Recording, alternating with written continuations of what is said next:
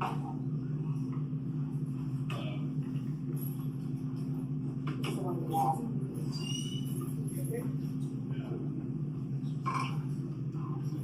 it goes. See? There we go. It's the wiggle.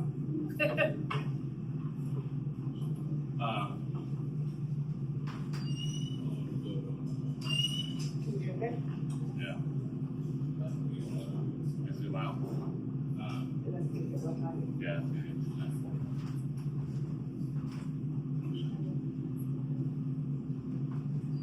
Well, let me go over them one by one. I mean,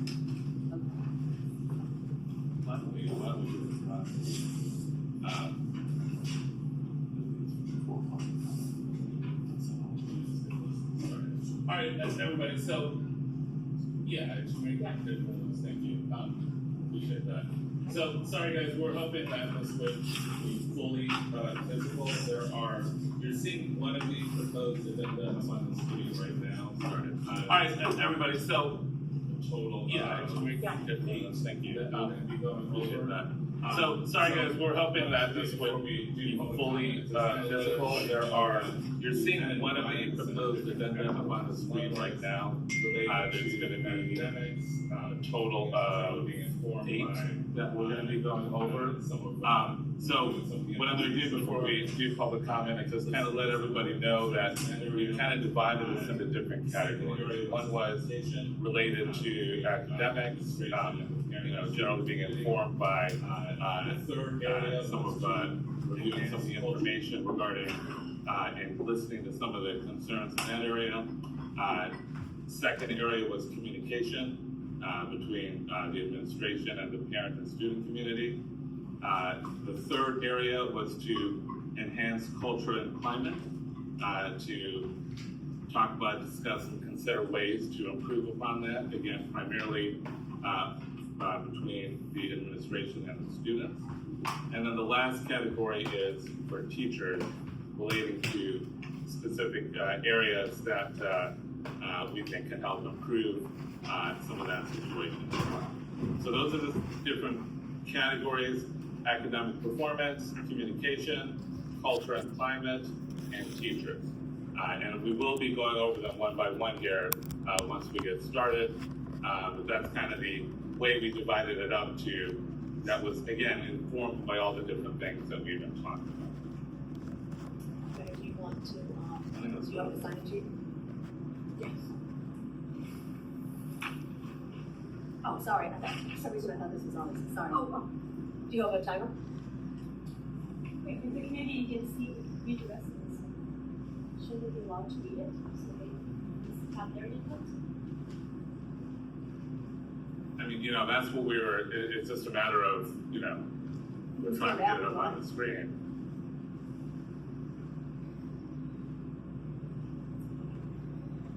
There you go.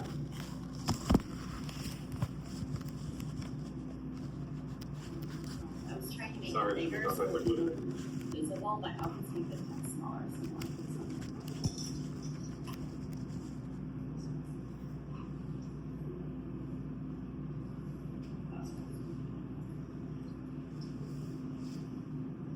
think This one. I think they found one. There was no one on that. Oh. I just started with that sheet. I just Perfect. started Okay. to go separately. Perfect. Yes. No, that's Great question, though. Yes, I wanted to make sure.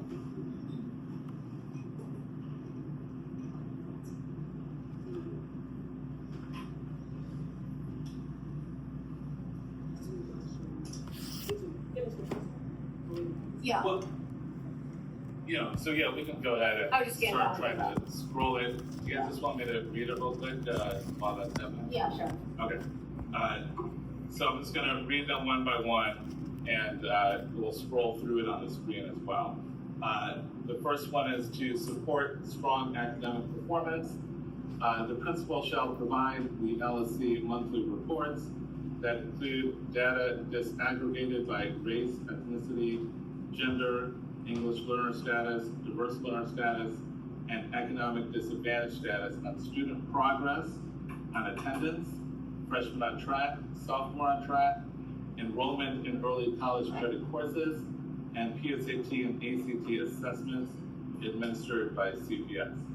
The report should include strategies and initiatives connected to the CIWP that focus on increasing support to close equity gaps in the above metrics and continue to strengthen student performance as it relates to subject matter performance measured through 5 essentials. Okay? That's the first one. The second one, to enhance communication, the principal shall establish processes to leverage existing communication methods and explore new ones to respond to questions submitted by members of the school community concerning general issues that impact a significant number of individuals in the school community, including but not limited to academic, budget, school safety, and scheduling topics. That's number 3. Number 2. The next category is to enhance culture and climate. These are all separate addenda under enhanced culture and climate. The first one is the principal shall greet students throughout the day, for example, during passing periods, lunchtime, when feasible, and provide regular reports to the LSC. Second, the principal shall collaborate with student government to establish a regular bi-monthly enrichment period forum or other similar forum for students to have the opportunity to speak directly with the principal when feasible or other administrators. The principal shall use email communication to notify the student body about the opportunity for them to establish a student voice committee alongside a faculty sponsor to forge stronger student-adult partnerships and school improvement. The principal shall meet with the committee at least monthly. And finally, the to support teachers category.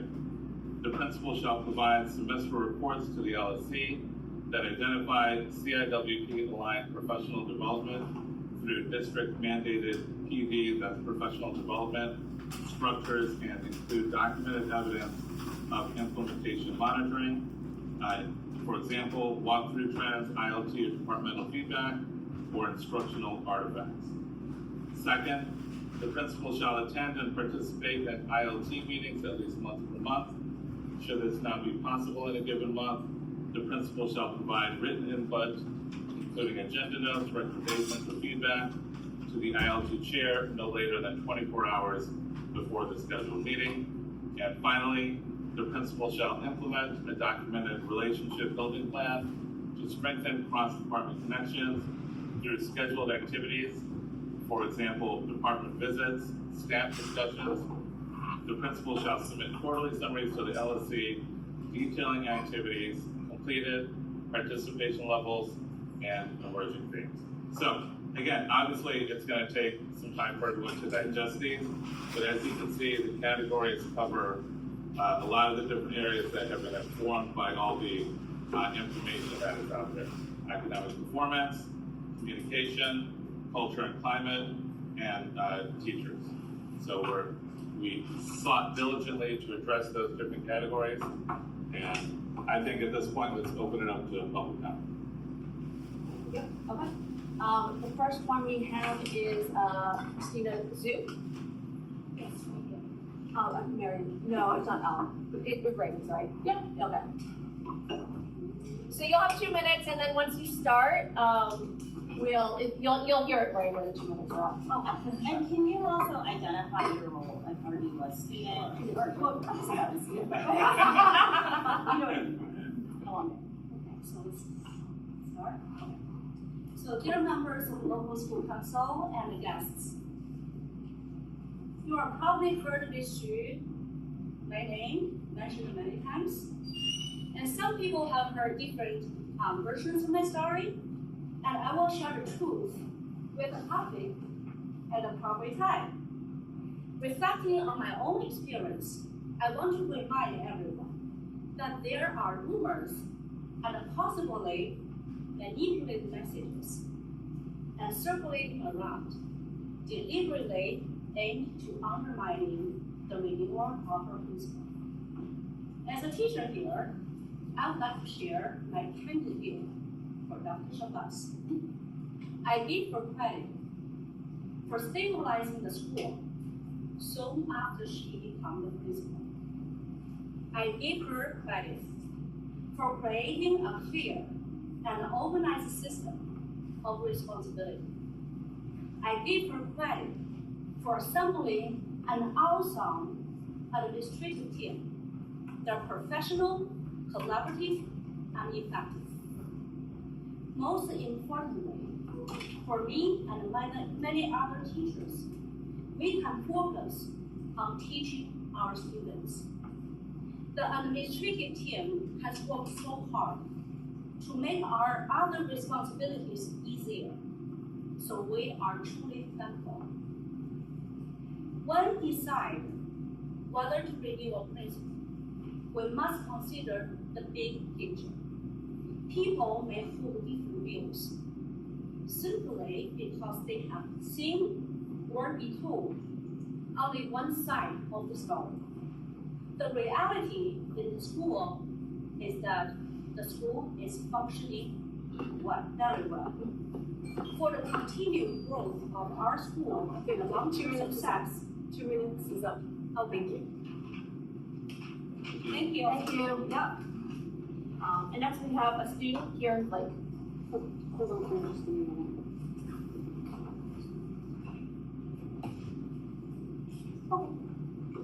Members of the LSC, at this point, I feel I've given you virtually all I can. You have data, I've shared my experiences, others have shared theirs, announced them to you, you decided it was enough. And I and many others in the school believe it is. These past 4 years, we've seen a principal who routinely ignores students' concerns, puts herself at the center of student accomplishments, and lacks the same character she espouses in one of the school's 4 C's. Character, in my mind, means acting with integrity and selflessness. It doesn't mean having people come in and call students racist or expressing legitimate concerns. It doesn't mean criticizing students at a school assembly because they reached out with concerns just as you encouraged them to in your school and in the school newsletter. And I recognize that as students, we do also need to take more accountability. We can't blame all our problems on the school's leadership, but ultimately, the buck does stop with the principal. A few months from now, I'll have graduated, so the decision you make may not directly affect me, but it will directly affect the majority of students at this school. And I don't want them to endure the same things that I and many others had to endure during our time here. So for the final time, I implore you all to please abstain or vote no on the contract renewal. I don't think an addendum will work because it requires the principal to change. In the event that the contract was renewed, I sincerely hope that she can, but I have no reason to believe she will because she's given me enough. It's also difficult to effectively represent the student voice in a contract stipulation, and while data is valuable, it can't get at the heart of student concerns that are the root of student experiences that are the root of our concerns. Students who have been intimidated, coerced, or ignored by this principal. But if you do vote to renew her contract, I hope we can put these past few months behind us and move forward. And I hope that students and administration can come together and fill our current divide. Because no matter what side you are on in this debate, I think we can both agree that something needs to change. I want to be able to look back in a year and see a school where students truly feel supported by administration. I hope we find the courage to hear our concerns and vote against renewing the principal's contract, but if we don't, I hope that we can come together as one, set aside the past, and look forward toward a future marked by leadership with transparency, integrity, and compassion. No high school should have students crying over a principal's contract renewal, especially not Payton. Dr. Spazzi can name them because they've given ample opportunity to change, and she has shown no willingness to do so. When run through AI checkers, her emails, newsletters, and responses often come back in the 68% range. Is this really the example we want to set for some of the brightest minds of our generation? The school is falling in its rankings, trust is evaporating, something needs to change, and I don't believe that Dr. Spazzi deserves change. Julie, I have a question. Yes. Can the LSC board member sitting here record with their own device? Because I noticed It's a in public- Victoria, It's a public meeting. It's a, but she's okay. a board member, that's why I was just asking. yes, it's a public meeting. Anyone can record because you don't have, like, you can't have, because it's a public meeting, it's an open meeting, you don't have the expectation of privacy. So, and audience members have recorded in the past, as long as it's not a. Yeah, I definitely audience, I was Yeah, just wondering. no, anyone can record, it's fine. The last. Okay, next we have Princessa Miranda, student. I don't understand how you can all sit here to discuss an addendum. How is an addendum going to protect families from retaliation? I don't understand, but you can hear about all her behavior from a variety of sources and still believe in her leadership. The principal dismisses the community, mistreats family, and there is no accountability. I don't understand how you can all sit here watching the principal abuse her power and decide to continue enabling this behavior. I was mistreated by the Mandarin teacher this year, and she now speaks on behalf of the principal because she feels protected. How many more students will have to suffer because of the principal abusing her power. I am so disappointed. All I know is that when I grow up, I will use this LSC and administration as an example of the qualities I do not want to embody. I want to be someone who can speak truth to power and bring meaningful, positive change to the world and its people. I want to be a person who does the right thing and doesn't give into corruption. What I can tell you is that renewing the principal's contract is the wrong thing. She will continue to mistreat families and abuse her power if you allow her to stay. An addendum will not protect us. It will not protect us from further retaliation. Please do the right thing, please, and do not renew her contract. Thank you. Next we have Tyrone, is it Dowdell? Dowdell, yes. Dowdell, thank you, principal. Good evening, everyone. My name is Tyrone Dowdell. I am a principal here in Chicago. And one thing, outside of my title, you know, if you're a doctor, doctors know other great doctors, and they don't want poor doctors in the field. Same with police officers. Police officers are great in our city, but the bad police officers are here doing things as a practitioner in the field, being a principal, I know good leadership when I see it.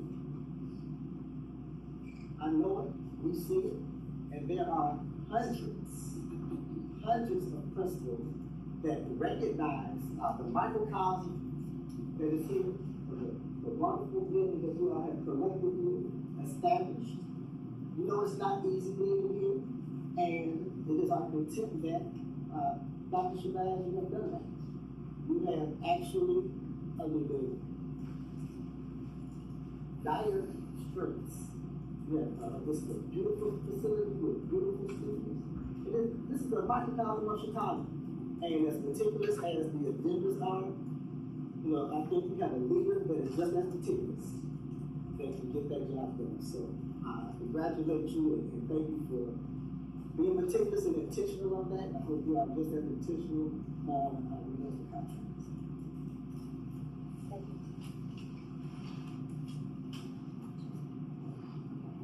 The next one who wanted to speak was Karen Merrigan. Karen? Hi, my name is Kara Merrigan, and I'm a parent who has been deeply involved in supporting our school for many years. I have a sophomore and a senior here.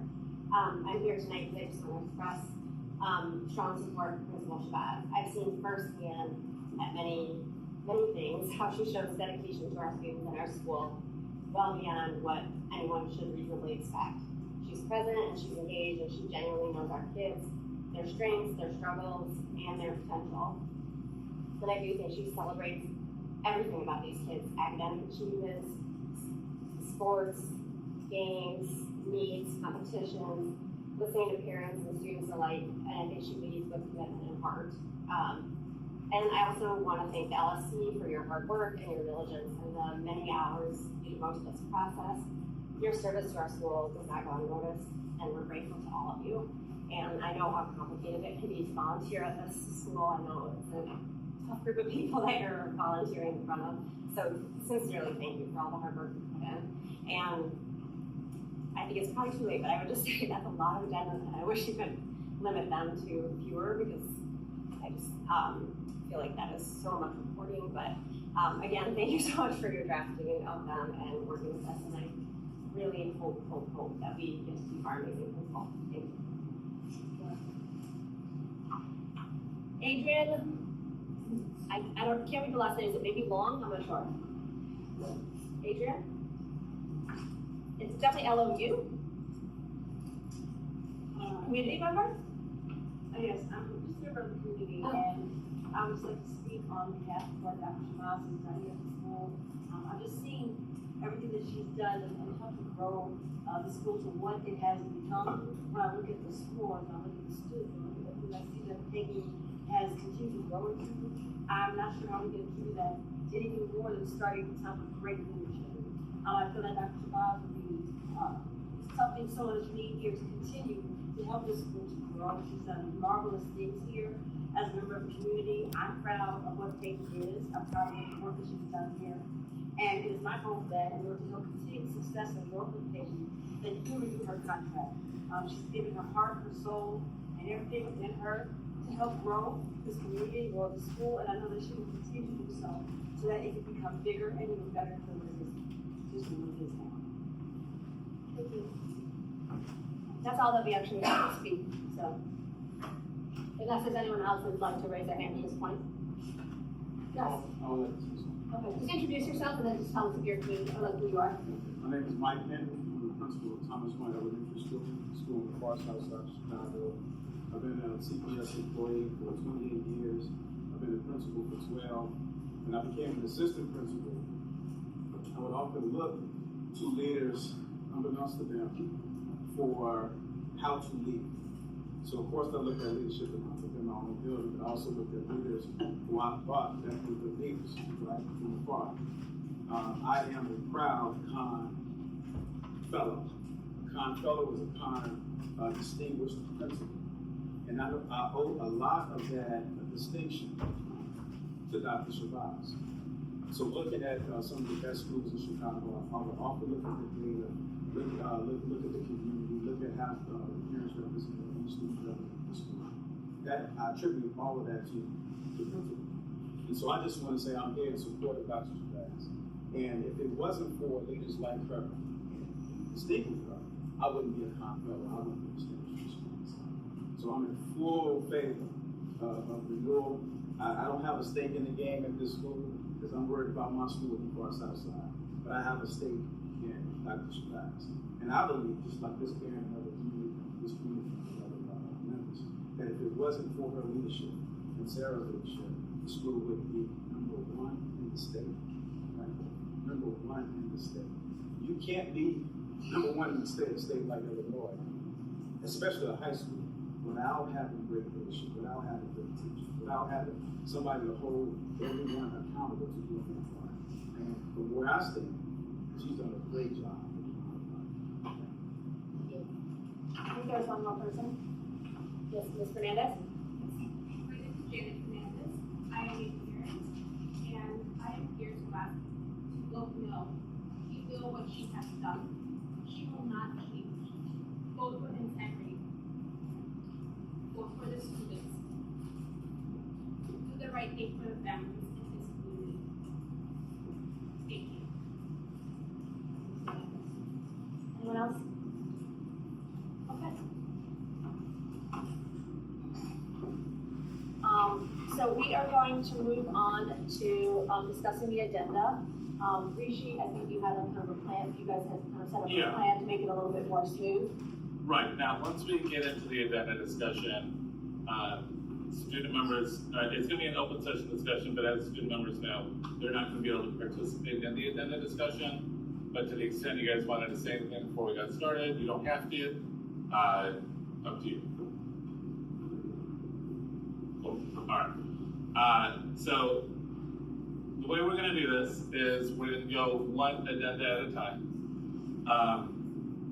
And whether it's me or someone else, we're gonna make a motion to approve that agenda. They're gonna ask for a second, and then we're gonna have a discussion. Okay, so just because we're asking for the motion doesn't mean that we're assuming that you're approving of that agenda. It's a way for us to get to the discussion point on the agenda. And then what we're gonna do is we're gonna go around the room one by one. We're not gonna do raise hands or jump in, just in an effort to make this more efficient. This is actually part of our standard LSC protocol anyways. And speaking with OLCR, this was something that they had recommended as well. So we're gonna go one at a time. Now, one reminder that since we're in open session, we cannot, and this is for the LSC members, we cannot talk at all about things that were discussed in closed session. So we can't talk about principal evaluation, we can't reveal information from confidential surveys. You can make a general reference. So for example, we could say that this was informed by discussions or issues that came up in survey.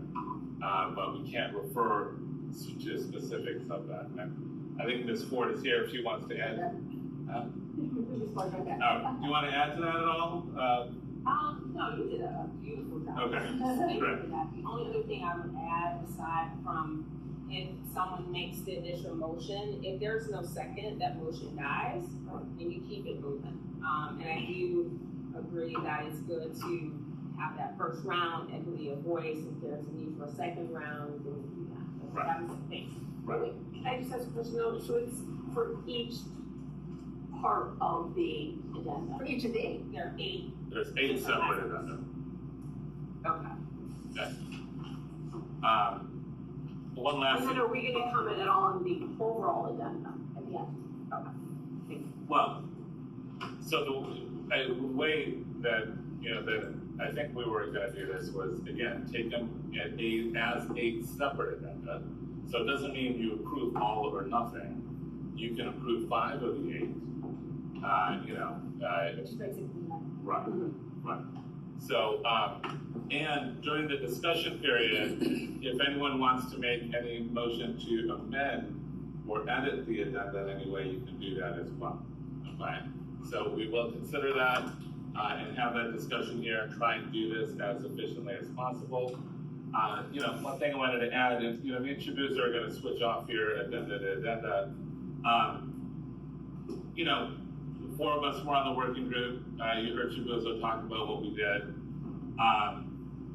And hopefully as we further talk about this, just ask you all to consider that, we have thoroughly thought through this. We absolutely want to hear your comments. You have every right to express any edits or changes that you want to make. And at the end, you have, of course, the right to, after we're done with these 8, we're going to give people a chance to propose anything new. We just want to, again, remind you guys that, there was a working group here. We need to figure out a way to come together on this issue and move forward and figure out a way to resolve all this and get this done. Okay? So although we're going to give everyone has every right to speak, we need to figure out a way to get this done. Okay? Rishi, sorry. Yeah. Because if there are changes to the addenda, then we do not vote tonight, because it would have to then be revised. We would correct? vote to, so what you're, the motion on there'd be a motion on the table to approve. If you want to move to edit the addenda, you would make your motion. If someone seconds that, that's fine. If no one seconds that edit, it dies. Oh, okay, Does that make sense? right. And then if we do have an addenda, we would approve it with that. It would still, it would have to go to legal. Right, so we can't vote on the contract Correct. renewal. Correct. Correct. Yes. Just so like. Yes, this is a- correct, absolutely. Yes. If there's changes that need to go to legal, we can't vote on legal. Okay. Yep. That's correct. Okay. And regarding the confidentiality aspect of this, please understand, Chibuzo and I are gonna, if we feel like we need to, are going to ask you to stop. And we're not gonna take your time away from you. You have every right to continue to speak, but we're just gonna ask that, to try not to refer to anything that may be confidential. Okay? So, all right, let's get started because we have a lot to go through.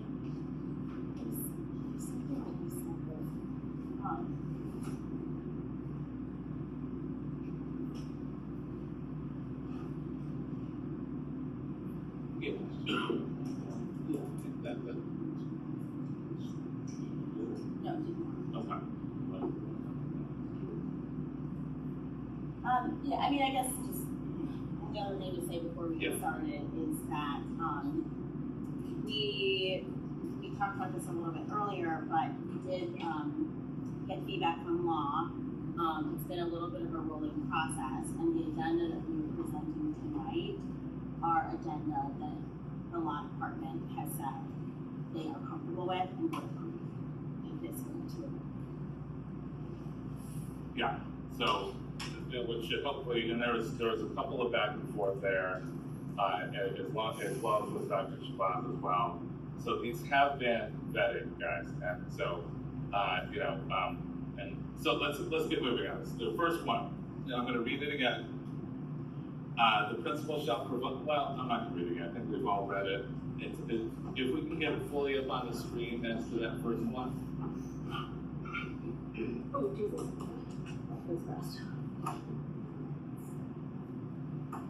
And while Julie's doing that, this one, just to give you guys a little bit of background, I think this is fairly self-explanatory.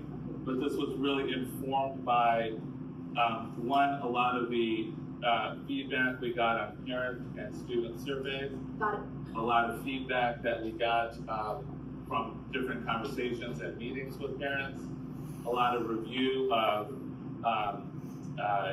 information from 5 Essentials and test scores and things like that.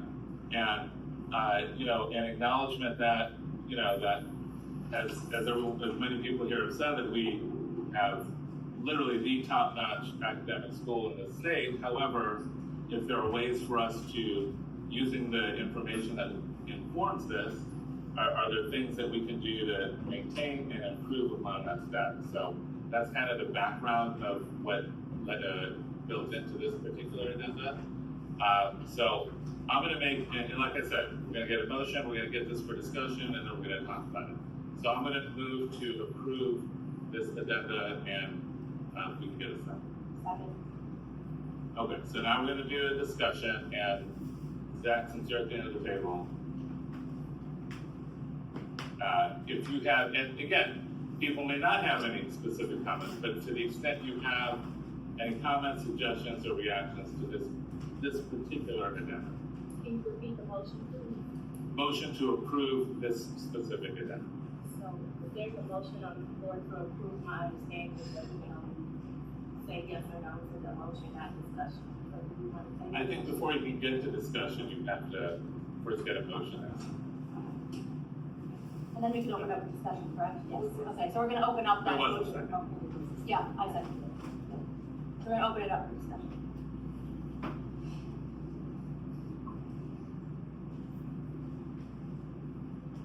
I think my comments go mostly towards the how, what this would look like, and less about the actual substance of the agenda, so I'll probably just give some time, hold off on that.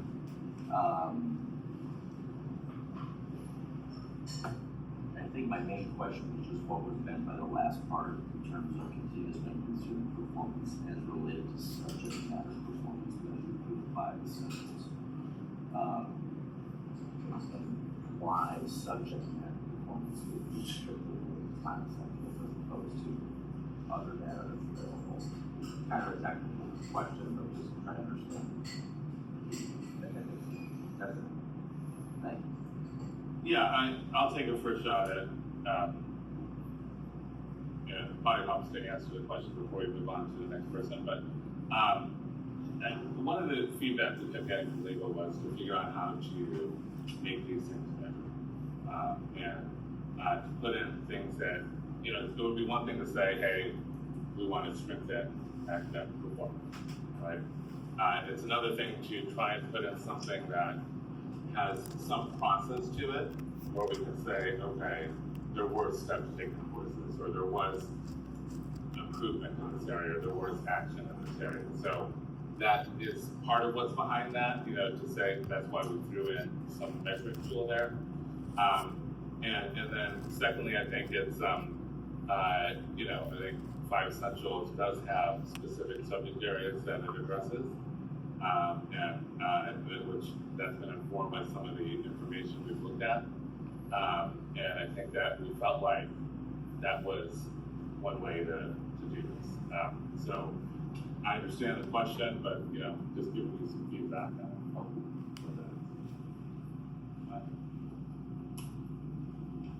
Dr. Schmaltz. Yes, absolutely. Dr. Schwartz. In my report every month, I include a lot of this data, but I understand that this agenda is asking us to disaggregate the data by these various different subgroups. So I am okay with that. I've been reporting this data overall in my monthly reports, specifically attendance, freshmen on track, early college attainment and enrollment, and I just give them information about the scores. I do want to share that the information, the data as it relates to subject matter performance on the 5 Essentials, that's a frequency score. So those questions ask students how often they do things in classes. It doesn't necessarily relate to how well students are doing in those classes. So I'm happy to share that information from Ivy Central, but I just want to be clear that that is a frequency data point and not a how well a student is doing in particular subject area. Yeah, I see your point. So we say student performance, and that's 5 Essentials isn't necessarily a measure of performance. It's not, it's a measure of how often students are experiencing certain things in those particular content area classes. But I think. Yeah, we should go to that. Because I think that's where we have the pieces that are related to student performance Right. and the way to disaggregate it. And then you say, and continue to strengthen student performance as it relates to subject matter. So understanding that the 5 B's isn't itself measuring student performance. But it says measured through student time, you know? It says measure for. Yeah. So I understand that point. But let's, Dr. Shabazz, do you have any other comments? No, I don't. Suzanne? Yes. I have a lot of, I have comments with the addenda with an eye towards, these aren't just thinking about what's going to happen for the next year. If it's going to be a contract addenda, it's going to be the next 4 years.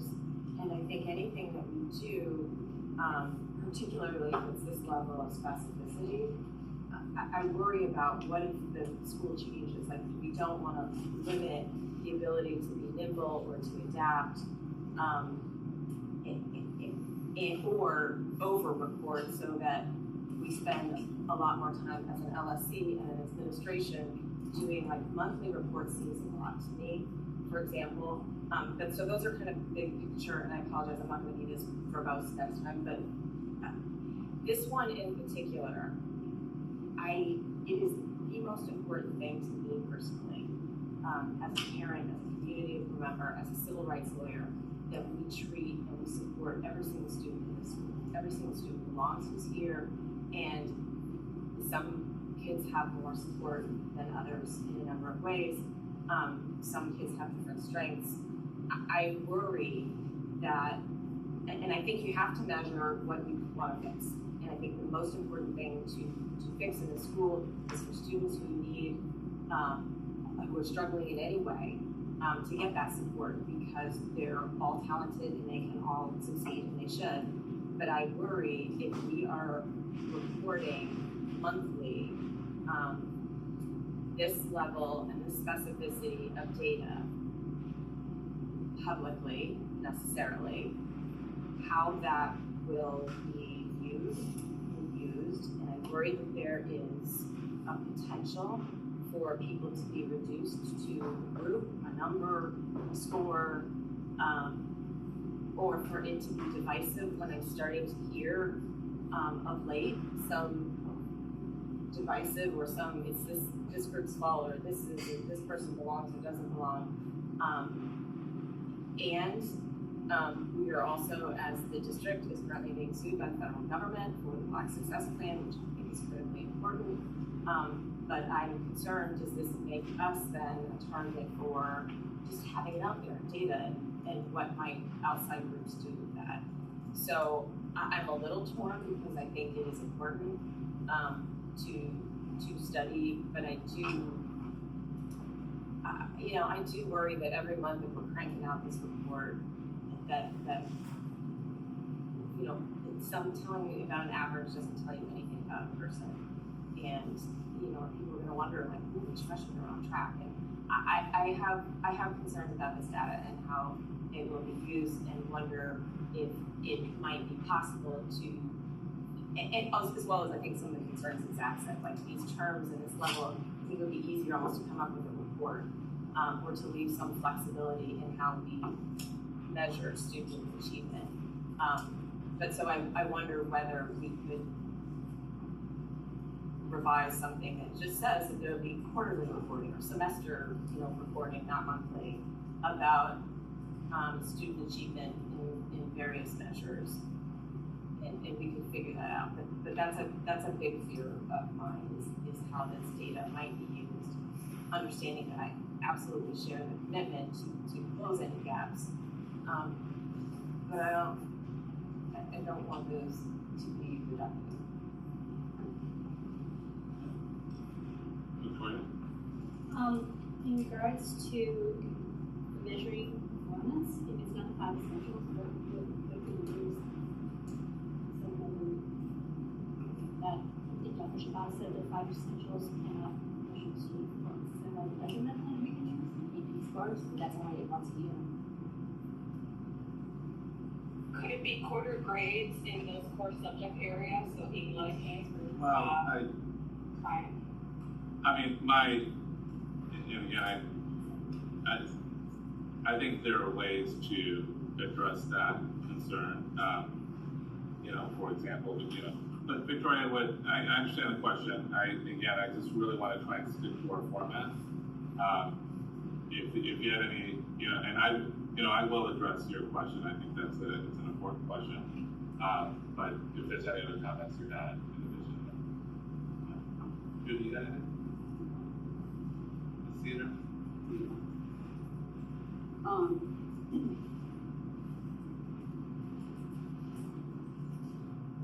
A few comments. On one hand, I think increasing the level of depth that the LSC goes into some of this data is a good thing. I think that's important.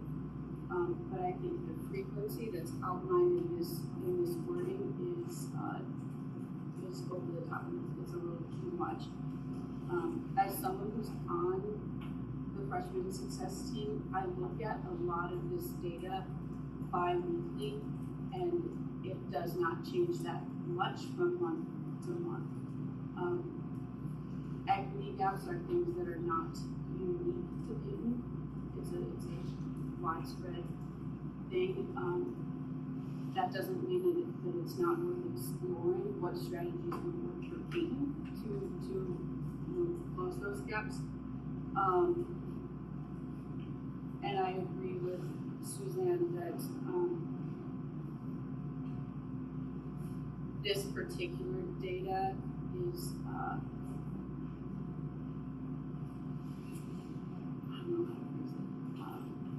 it is very sensitive. And if I was a student, I wouldn't want certain things about my performance being talked about to the public. So I would say I would like to revise this somehow to decrease the frequency, but keeping the importance of the depth. Let's explore it, and then we can use that to kind of track the progress long term. Can we let Laura go next if she's about to peel off? Yeah.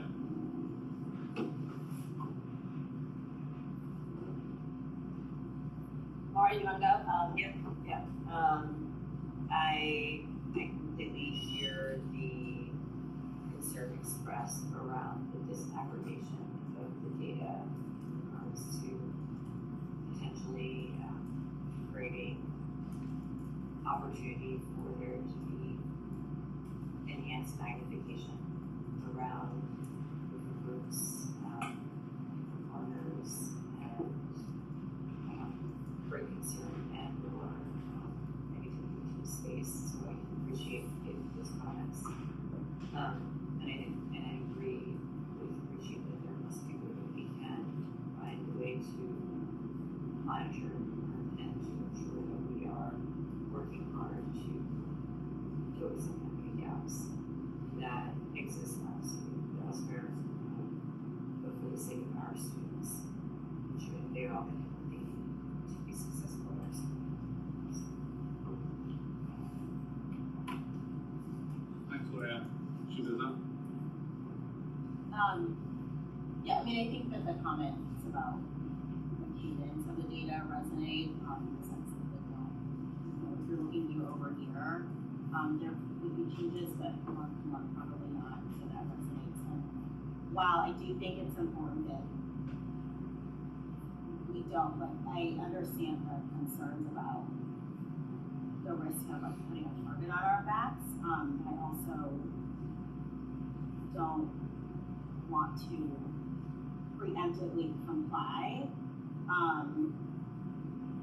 with, I think CPS has stood firm in their commitment to equity in the Black Student Success Plan, and I don't want to shy away from looking deeper into equity gaps, because there has been rhetoric that has been dangerous and has been very threatening, but I think that there's a way to still look at data in a disaggregated way and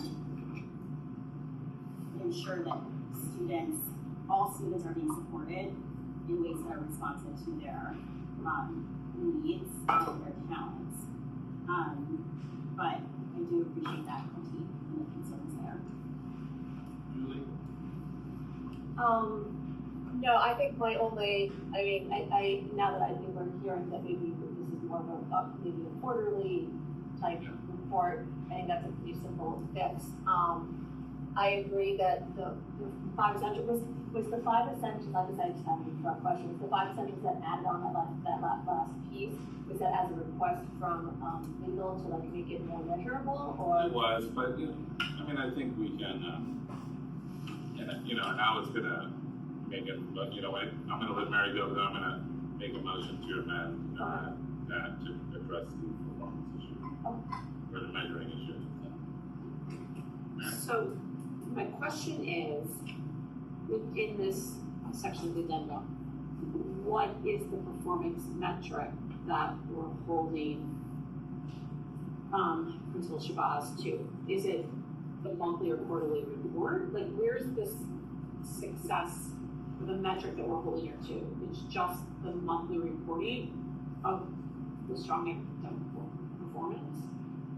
And my other question is, in regards to the 5 essentials, are we wrapping around improvement on the 5 essentials? That's what's like not clear to me on the 5 essentials. Yeah, and I think that's a fair question. And because, so this is I'm gonna make a motion to amend this addendum. And I'm gonna ask to amend it as follows. Oh, I'm sorry, yeah, Ms. Rivera. Ms. Rivera, did you have anything to say? Sorry.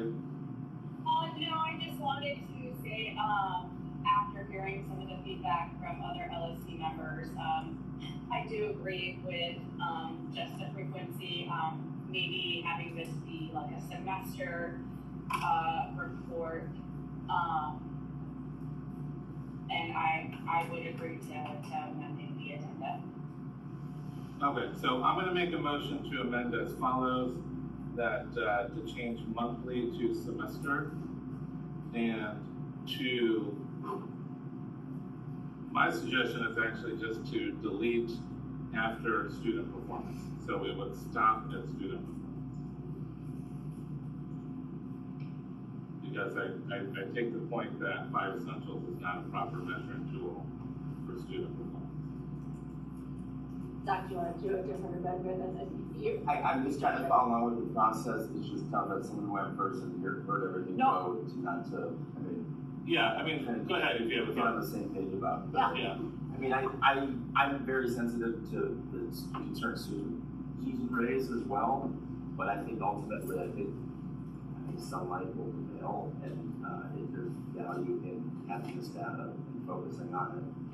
And so I guess semester seems maybe too infrequent from my perspective, and I think maybe quarterly would be better, but regardless, I think the important point is also what is being reported. So if you have a quarterly data point, it doesn't describe what happened in those 3 months in between. And so it almost really, at the end of the day, what we're capturing isn't just the number, but how that number is changing over time, and whether the trend is this is going up, or the trend is this is going in a downward direction that we need to respond to.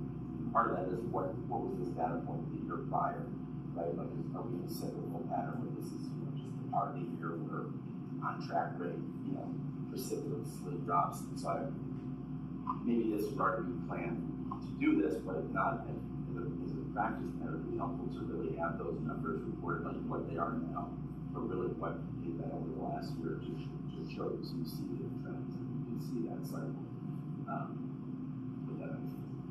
Okay, I mean, you know, I think this would be a report that, well, if it's a quarterly, we're gonna be able to measure that every quarter and see what the changes are.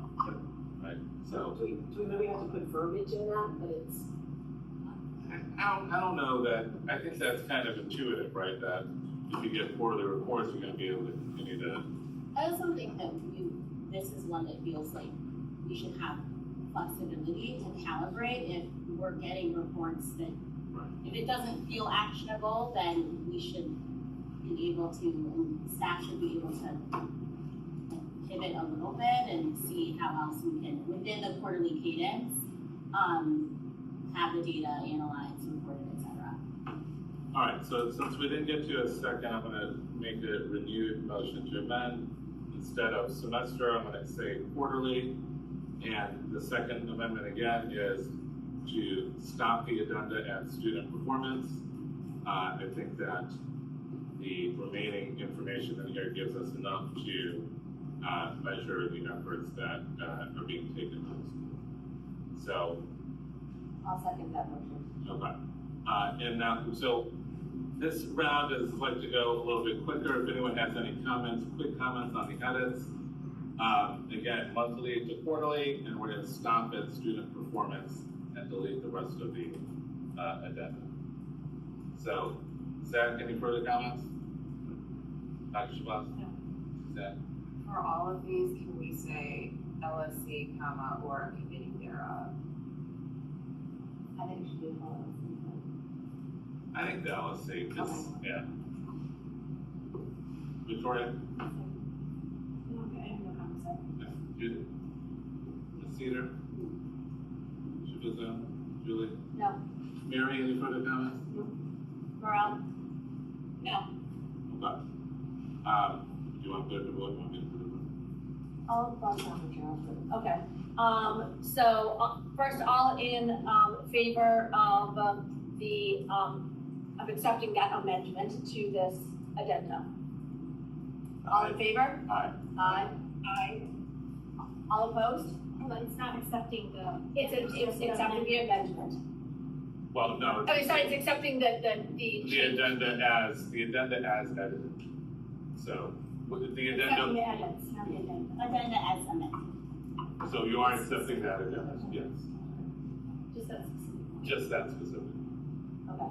All in favor of accepting that edited addenda? Ready? All in favor? Aye.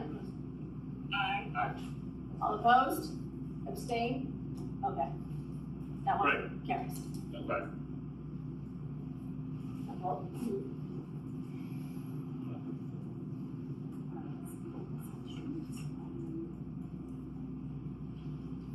Shabuza's gonna take the second one, so give her a second to catch up here. Okay, so for addenda number 2, yeah, it's visible on the screen. So this was focused on enhancing communication between Principal Shabazz and the school community. And so this includes a focus on having the principal establish ways to either use existing communication channels or potentially develop new or different communication channels to respond to questions that are coming from members of the school community. So students, parents and caregivers, other folks in the community that are related to general issues that would be of interest to the school community. So not necessarily specific, because this would be, she would be responding in a public manner, wouldn't necessarily be to specific individual level issues, but things like budget, or if there were, like there have been conversations at times or questions about, for example, like opportunities for test prep, et cetera, things that would impact a wide number of students or a wide number of folks in the community, having a forum to submit questions and having the Dr. Shabazz respond to those questions publicly. So that was the thinking with this one. This, again, was informed by information that we received in the cumulative surveys. I think that was probably the primary data source for this one, and just conversations, and I think that's probably all the context to give at this time, so we'll just begin. So I will make a motion to approve this agenda. If I can have a second. Second. We'll open up the floor to discussion. Maybe we'll start with Mary this time, we'll go the opposite way. Okay, you know, I'm just really focusing on like metrics on the performance, like metrics, hardcore metrics, and this one I really struggle with. I feel like there's some subjective wording here, and this, you know, we just have some feedback when you guys work with legal, but here it says that, and explore new, it says, to leverage existing communication methods and explore new ones. Like, that just seems very I think it might, I think maybe you probably should say and/or. I think the purpose there was to give flexibility at how to accomplish that. I take your point. You know, I don't think the goal was to do both necessarily. I think the goal was one, to address the communication issue and to give flexibility on how to accomplish it. Or can we say, like,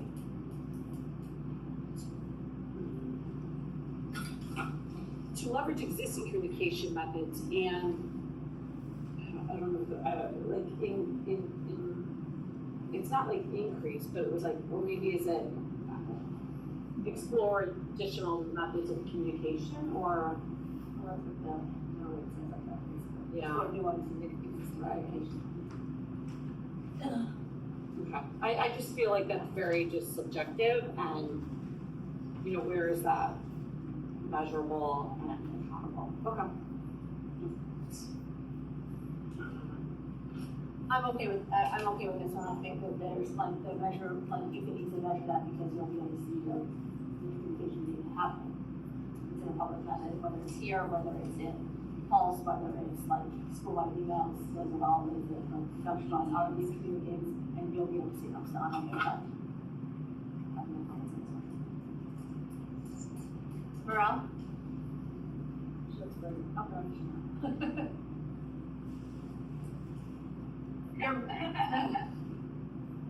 Anything?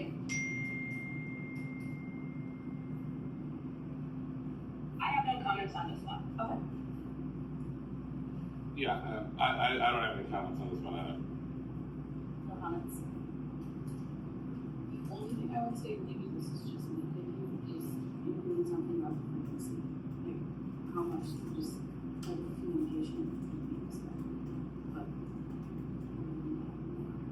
How about something like regular process, or I don't know if we want to put a specific timeline, but something to indicate that it should be regular. yeah, regular is like, Go ahead. But I'm just thinking of law, like I can see the law department saying that's not specific enough. Yeah. Yeah. Right.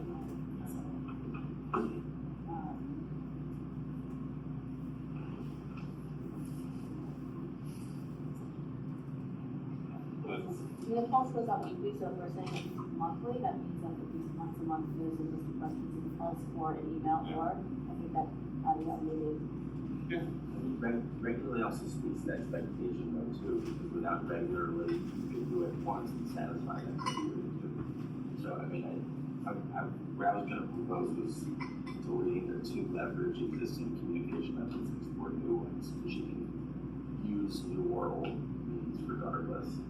And just simplify to the principal shall establish processes to respond to questions submitted by the community, or to regularly respond, or consistently respond. Is from your experience with law, is regular going to be not specific enough for them?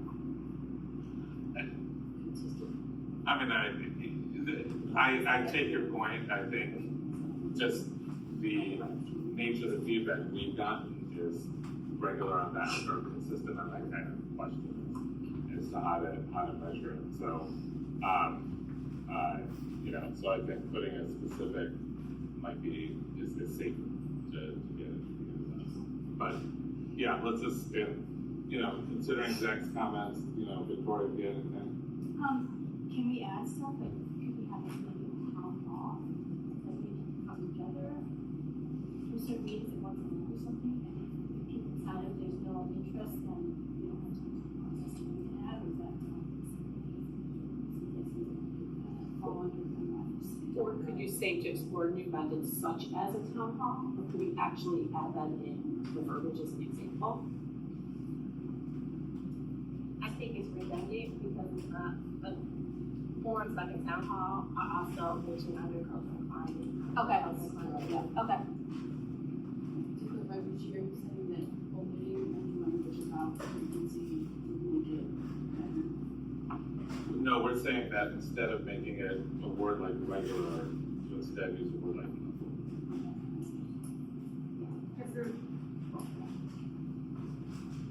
Suzanne? I think, is that monthly or quarterly, like, let's just say something in there. Yeah. I also, in the list of examples, I think and it does say including but not limited to, maybe add school environment. And then I based on, be careful, informed by the, I think, public comment, and some of the concerns, from community members that, they're leery of stepping out and asking things publicly. Can we add that, also some kind of anonymous channel, will also be provided for students or parents or community members who prefer that method?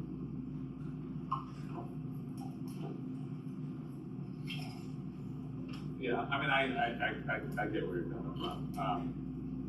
Well, why don't we keep going? We can address that. Dr. Shabazia?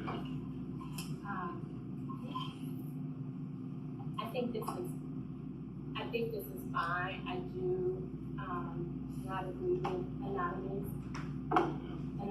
forum.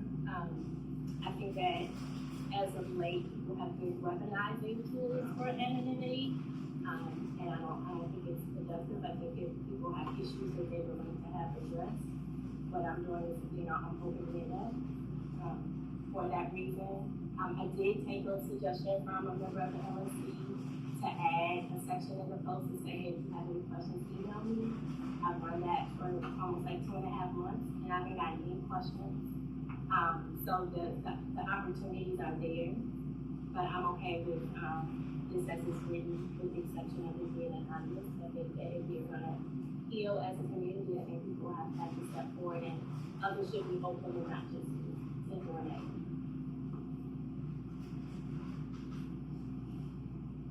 Zach, you already went, right? Yep. So, Yep, we're good.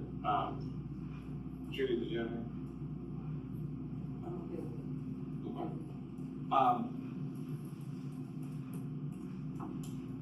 I'm thinking about Zach's comment about deleting the language in the middle.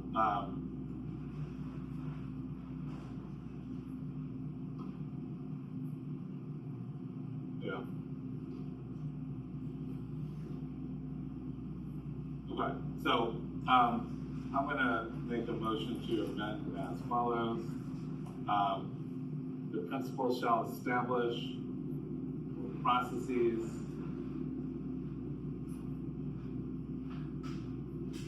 to respond to questions submitted by members of the school community on a monthly basis concerning general issues that impact a significant number of individuals in the school community, including but not limited to academic, budget, school safety, and scheduling topics. So what would be deleted is to leverage existing communication methods and explore new ones, and we would add the word monthly basis for the phrase monthly basis. Because you want to add the school and then building environment or something in there, I know that was Suzanne's. Yeah, we have been limited to academic budget, school environment. What, school culture be better or school environment? That's fine. Okay, let's yeah, so let me repeat that again. It would read as follows: the principal shall establish processes to respond to questions submitted by members of the, no. No, well, I think there needs to be.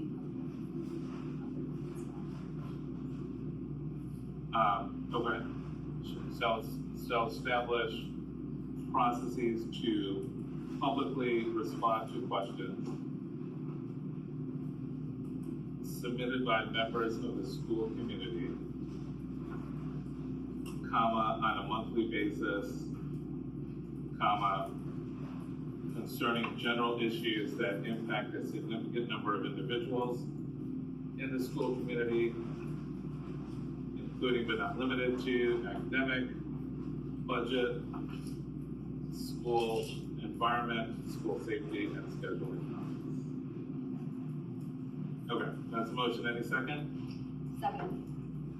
All right, let's quickly go around. Anyone else have any further comments on that? I still like kind of second Suzanne on the independent parts. Kind of, there's fears in the school. So I think, I do second that. I think there should be some independence.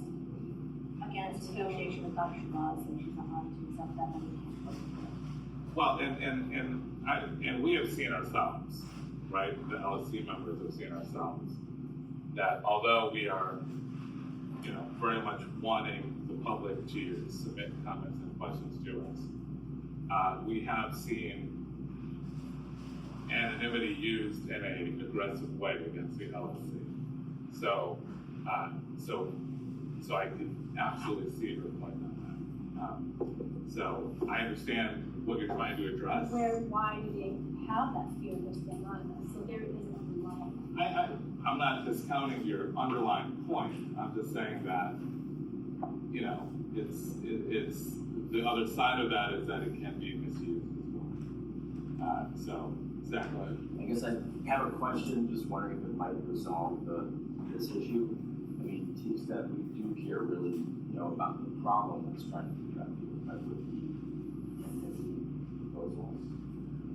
But we are concerned at the end, it doesn't actually resolve the problem in some ways, make matters worse.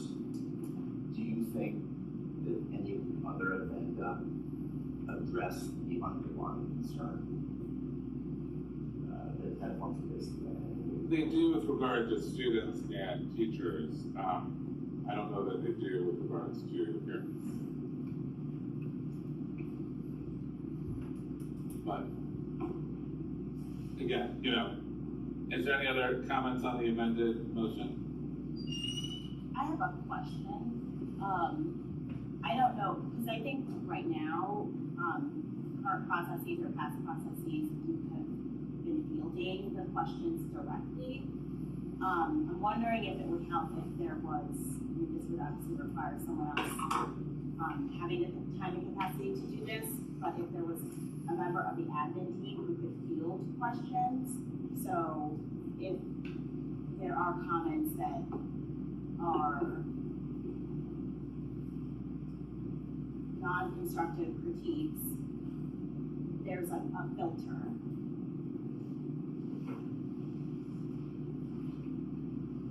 Yeah, So that can't be part of the amendment. Right. It could be part of the process, but because that's not under her control, that can't be part of the amendment. Yeah.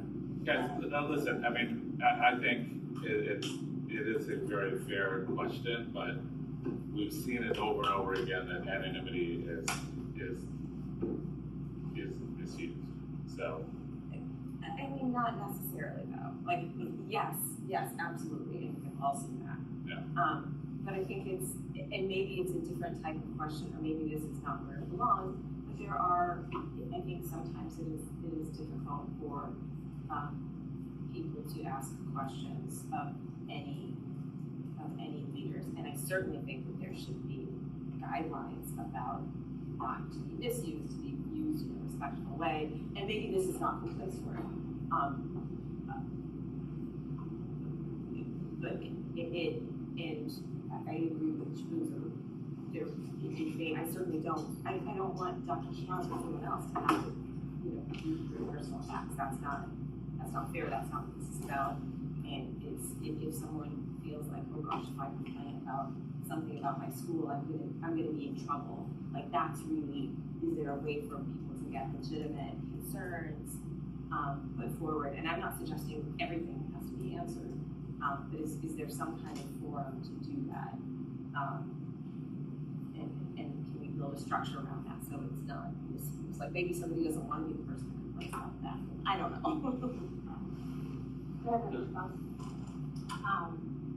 When I ran the questions in the paper, on the actual form, the Google form that stakeholders, community members, students, parents filled out, it said on there that you cannot submit an anonymous question. And I got hundreds, probably thousands of questions in the time that I ran that, and they were not anonymous. But I did not attach the names to the questions when I posted them. But it was a very clear guideline that if you submit a question, you need to have your name there, because I didn't always publish those questions. Sometimes I reached out to people, I called them on the phone, especially if it was something urgent and it couldn't wait until the post went out, right? And we'd be like, okay, well, let me reach out to you directly and call you. And sometimes that's better than just writing the answers to the question and, the newsletter or somewhere else where that information is published. The point of that is not for people to feel like, oh, I don't want them to know that I'm asking this question, but for students to use their agency or families or communities are always willing to work with everyone. But I bring this up to say that people did not submit anonymous questions through that process, and I did it for years. All right, so we have a It's lot. just very time consuming, which is why it stopped, and at some point people did start to weaponize it, and they attached their names to it. I was just like, let's just give it a break, because that is not the intent of the school newsletter. We have a lot to go through, so we need to move forward. There's a motion to approve as amended. I would suggest we take a vote on that. Okay, all in favor of approving the motion as amended by Rishi, to get that section, adding in on a monthly basis, and then adding in the school environment piece. All right, all in favor? Aye. Abstain on that one. Abstain? She had one abstention, right? Yep. All right, great. Let's keep moving forward. The next agenda is the first one under to enhance culture and climate. Really, actually interested in feedback here. This was, let me just read it real quick. The principal shall greet students throughout the day, for example, during passing period, lunchtime, when feasible, and provide regular reports to the LSC. So obviously, this was informed by efforts regarding visibility, but very interested in feedback on this one. Okay. Mary, you want to go first?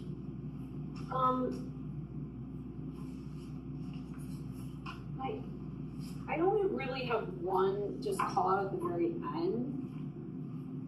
And this is just with the student body.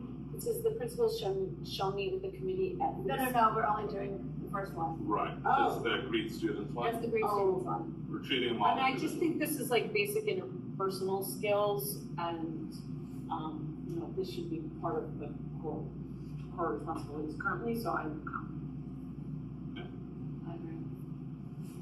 Ms. Rivera, do you have any comments on this?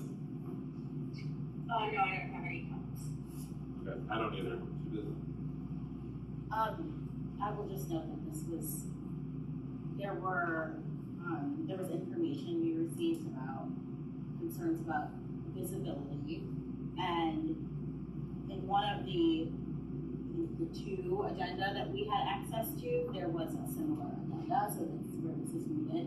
Understand what you're saying about visibility is important, and this isn't to say that this is not happening at all, but it felt like a tangible or like some sort of like thing in writing to acknowledge some of the concerns that we took in via evidence. That's one comment I have. You appreciate the background as well. See that? Just a quick question. Where are the reports? How do you report on that? Yeah, I think the purpose there was to just say, hey, these are the different ways I'm trying to, have more interactions with the students. Dr. Shabazz actually shared with us, maybe she could comment on how she could share those reports with us. She talked to Chibuzo and I about it. All right, well, let's go through first, Judy, and then which one? Suzanne? I think this one's kind of silly. I know, I hear you, Shibu. I don't mean to be disrespectful, but I see her greeting students all the time.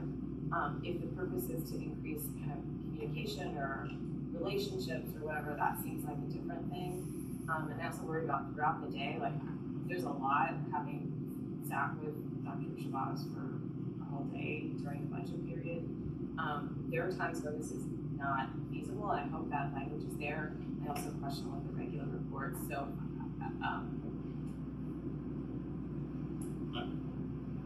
Dr. Shabazz? Agreed.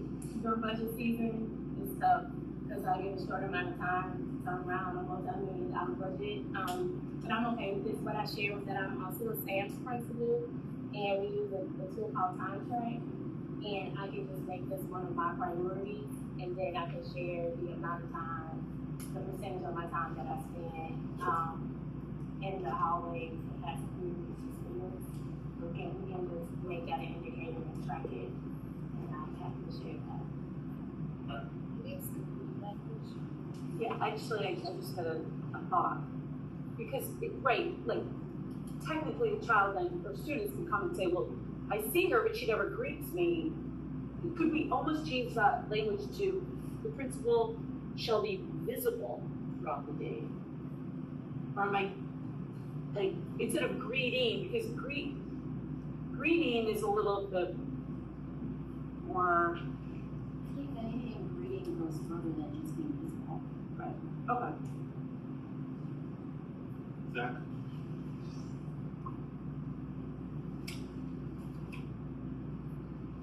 What Dr. Shabazz just said about the reports, I think that resolves my concern, which was just that the reporting felt really vague, but there's some sense of like percentage, and that can develop a pattern over time. There might be a month, there's a lot going on with budget.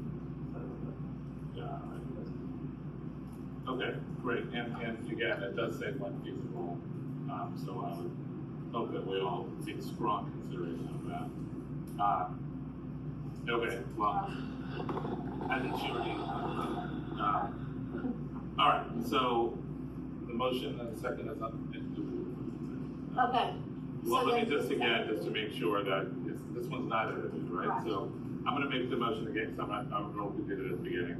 I'm gonna make it a motion to approve this addendum. Second. I think we're ready for a vote. Okay. All in favor? Aye. Aye. Opposed? Abstain? Okay, motion carries.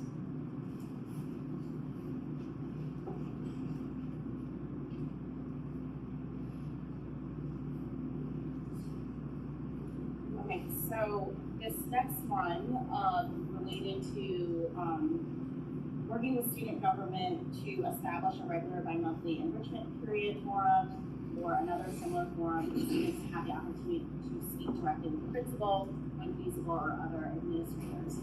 So I think this is, a bit of a step up from the prior agenda in that this is designed to foster more direct engagement and relationship building between Principal Shabazz and the students. This is something that there's an existing structure for this that has happened in the past that was facilitated through student government, and so this is something, we want to emphasize that this is one where StudGov will need to, like, their involvement is critical here, because this is a collaboration. Dr. Shabazz and her admin team who would be participating in these forums would not be leading them. This would be student-led. That was specific feedback that we got from Law, that this has to be a student-led initiative. So I think with that, I would move to approve this addenda. I'll second it. Zach, can we start with you? Yeah, I don't have any comments here. Just like you do with other things. Dr. Shabazz, I think we'll skip you so we can go back and I don't have any. Suzanne? Do we need to add anything about how often? Oh, never mind, it's bi-monthly, sorry, can't, reading smart. And could this be, these things are they're being part of like a semester report or something too, just all these together? Oh, the students do their report, that would be great. But we can't put the student report in Oh, you the guys student can't be report part in of it, the contract. because she can't force the students. Yeah. So we would be like, the students report on that, yes, but can we put it in the agenda? No. No, and the students have done a professional, terrific job. Surely they will do that. Along those lines, should we reserve the right to, or let it be established, like anything about establishing the guidelines about positive communications in these meetings? Or is that part of StudGov's campaigns already? I think that would be part of the follow-up effort. Freya? I'm just curious, what was the frequency before? How often did you use this?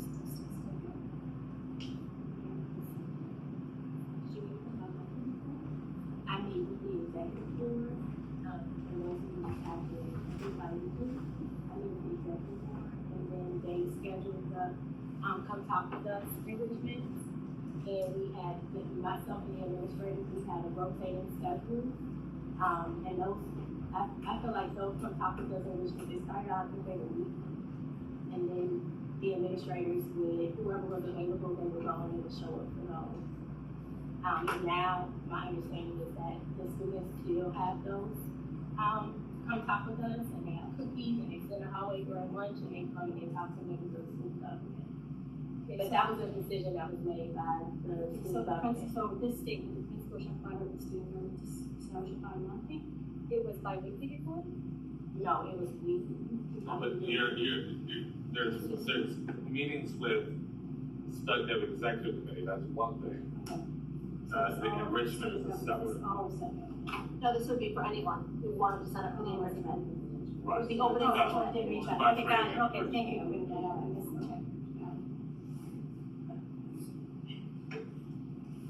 other questions or comments, Victoria? Good, thank you.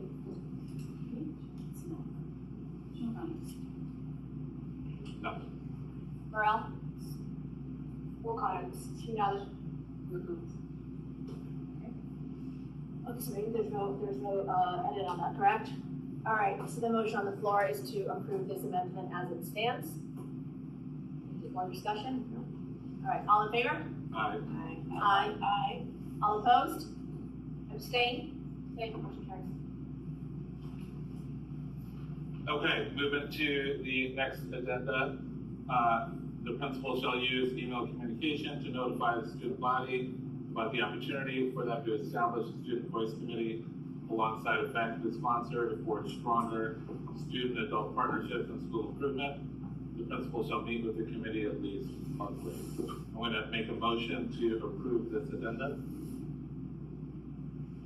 Second. So this one was from, with a little bit of background. I believe this was something that was suggested by Dr. Shabazz.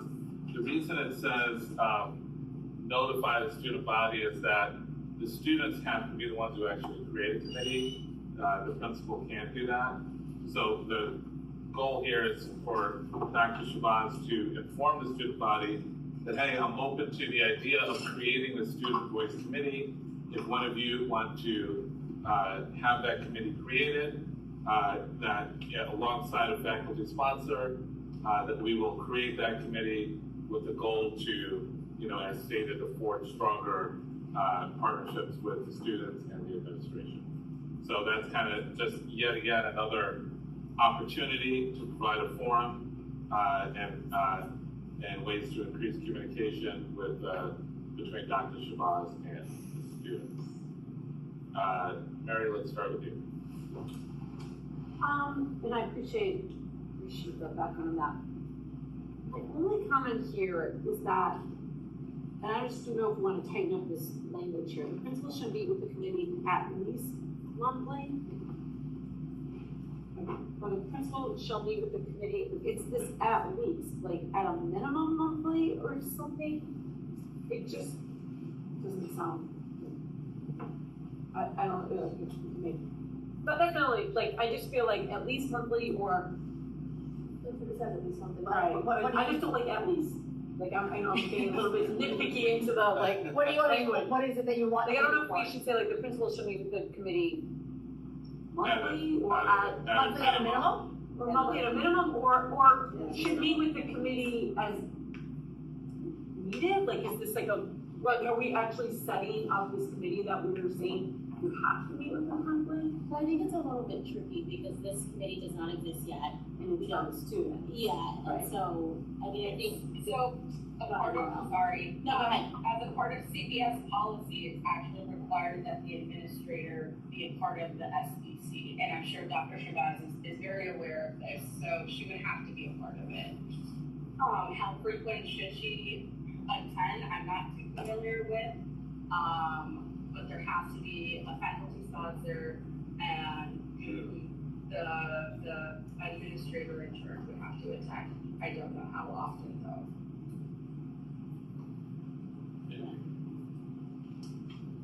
Anything else, Mary? Okay, no. Julie? No. I don't have anything. Julie, no?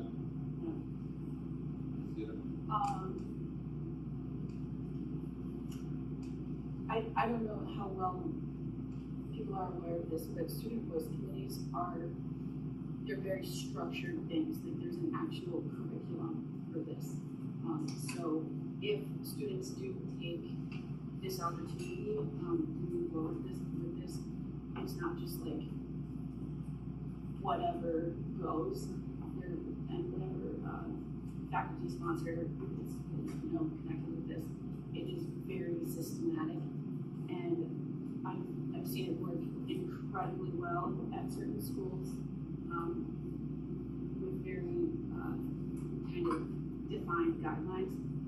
But if those aren't in place, it can be ineffective. But my point being, I think this agenda is strictly talking about giving students this opportunity efficiently. Morel, you were nodding, so would you like to add on to that? Yeah, so the students, so I took some time to actually read a little bit more about the CPS guidelines and creating a student voice committee, and essentially like the students work to create an MOU themselves. The students do training, the faculty sponsor also has to do training, so Ms. Cedar is correct. Like this is a very thorough process. This is not something that is like, oh, here's the student voice committee in Richmond, let's go all hang out and like try to figure out ways to help the school. No, this is a very structured committee that CPS becomes like is very involved with. Like you go to training at one of the locations and you do training like throughout the school year, I'm pretty sure. So it's very, very thorough. They want student voice committees to be very, very successful. And the students who participate in it, obviously they want them to be very, very committed students as well. So I think this is a good opportunity to invite students to get involved, to voice their concerns, to be involved in addressing even the CIWP. I know that we will be working on writing it, so I think that, you know, that's why I wanted this to be a part of the agenda. Judy? Sorry, I caught you good sit there. Victoria? Okay. Susanna? I didn't realize that it was a defined thing. I thought it was gonna be much more a place where students could come and participate without curriculum. I don't know that that is, I think it's a great idea if it's, I worry that the structure of it, it'll be like another thing that if, you know, people wanna put on their resume and less effective at dealing with what this whole agenda process has been, you know, trying to address. I'm less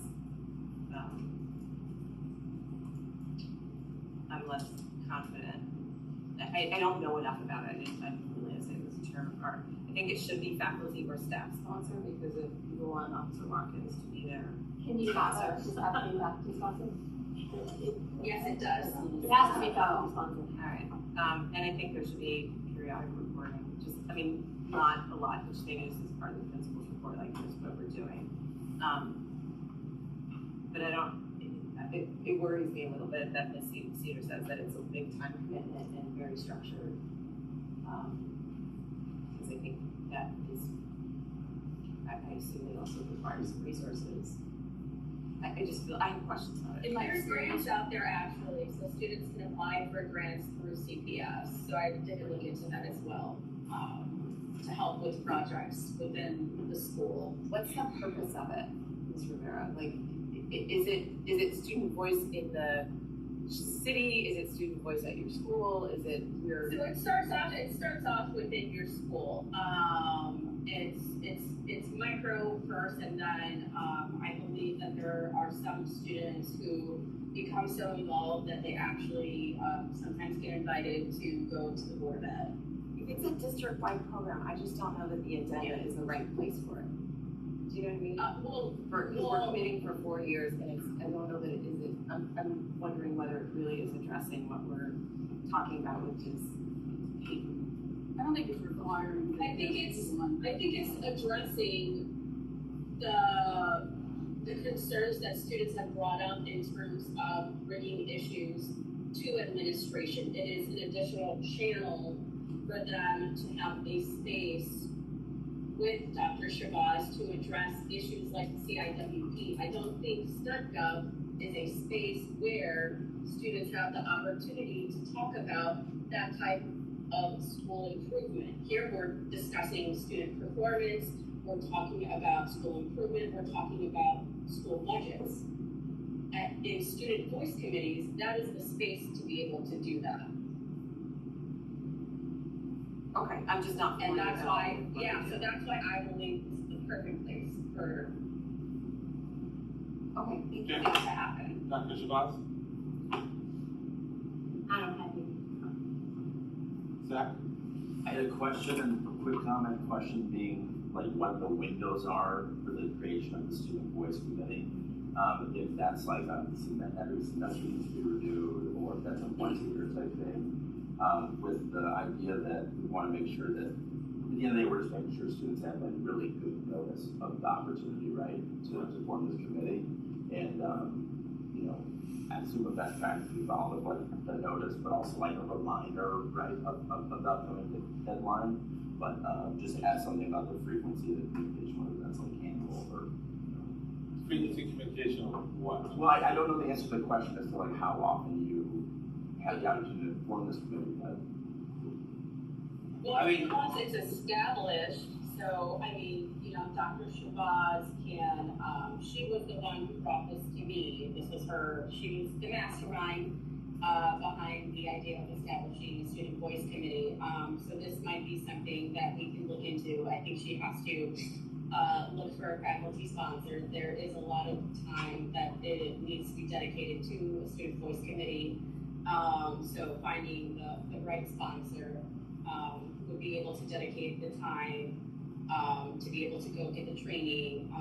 And if you know, there's training that can be done. So if this is something that Dr. Shabazz could say, like, okay, at the start of the next school year, I'm going to send out this email to students. We are interested in getting an SBC started at the beginning of the next school year. And then once it's established, then it's established. And this is something that can continue throughout, you know, the years, and then continue to invite, sorry. So it's like Okay, any I'm other. reading that, it looks like a great program. I guess I'm saying. She's very upset. She has RSV right now, and we're just trying to get her to go to sleep. Apologies. No worries. Yes, hopefully that makes some sense. It did. Thank you. Yeah, thanks, Mr. Burns. Zach, go ahead. So, if Dr. Shabazz sends out the notice tomorrow, Right. and a reminder, and students for whatever reason don't create the committee, technically she's satisfied the criteria. That's correct. Well, all I would add is to maybe amend it to say that at minimum we should keep reminding them on like a quarterly basis that they have this I think opportunity. it's annual. I don't, Or annually. if I, yeah, I would like to know if it's, and I think if you could only start it at the beginning of the school year. Okay, sorry. No. No, Oh, no, okay, sorry. So I reached And then the out. committee's automatically, you know, kind of, you know, once the committee's here at the school, it typically is still there the next year, right? It doesn't have to be reviewed. The first sentence is about notice, the second sentence is about like once the committee is created, meet with them on this, right? Yeah, it's like a question. Right. Yeah. Go ahead. I reached out to the team that runs the SBC, and they said that we can't start work next semester. But So once email, email communication once per semester, like at least once, like at least on a semester basis, or once a semester, yeah, well, I'm saying, like, we don't have one yet. Right. We could start one second semester. Gotcha. I just need a faculty sponsor. That's critical. I can't run the student voice committee. Right. It has to be a faculty facilitator, sponsor, like Ms. Rivera said, someone goes to the trainings. So I want to have a faculty sponsor first, so it isn't like other clubs and activities where kids starting something and then run around trying to find someone to sponsor it, right? And I think we'll have a better start if we already have a faculty sponsor, and then we can start to bring the students. And I think that, I mean, obviously this could start, I guess, tomorrow, you know, as soon as next semester, but for the purposes of the agenda, this will be for next school year anyway. Correct. Wait, can I ask a question in regards to what Zach said? So these two bullet points with the student government and the student voice committee, those are student-led. So technically, if the student government did not establish this regular bi-monthly, or we did not establish a student voice committee, like, those are almost like null and void then on the addendum, because it doesn't happen. So we do think that we have to put some, guardrails in, like, let's say for the student voicers to say, to promote it, because what if it was only there for year one and then it kind of falls apart or something, to make sure that we are informing the student body Every semester or once a year? once a year. Okay, Yeah, so I think there should be like some, yeah. Okay. Any other comments, other than that from anybody?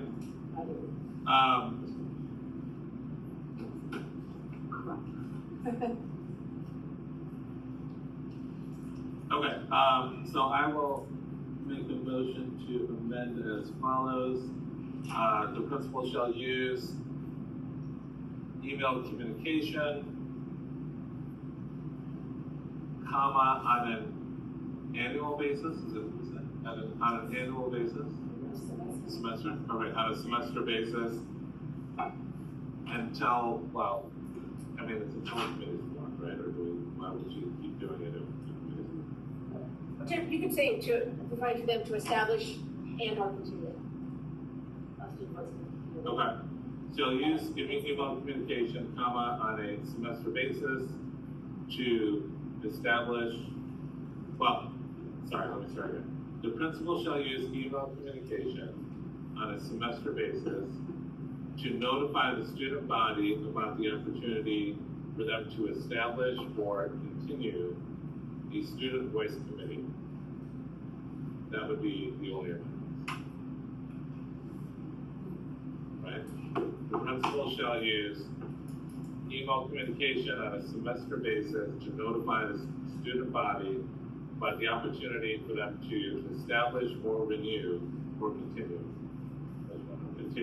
I thought that Mary had mentioned something along the language of changing instead of at least monthly, at minimum monthly.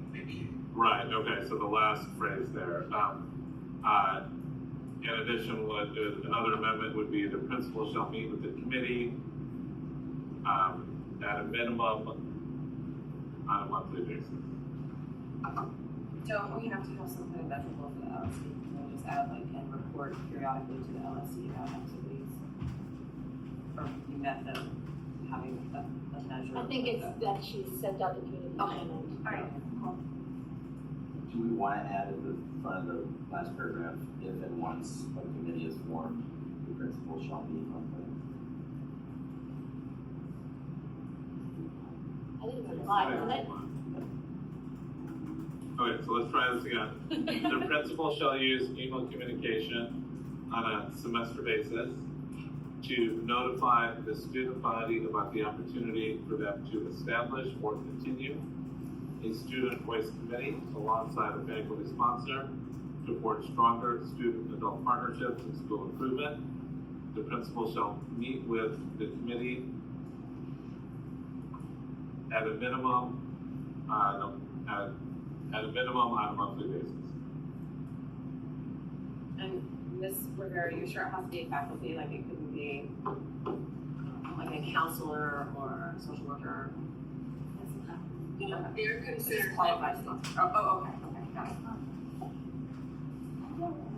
it. Just about this position to continue. Yeah. But if the committee is in existence, Right, that's the one thing I was confused about as well. Once the committee is in existence, does it need to be, because, I mean, it's already there, right? And let's say it kind of falls apart with no future leadership, right? right? Because there is a mechanism, I think, at the start of the school year.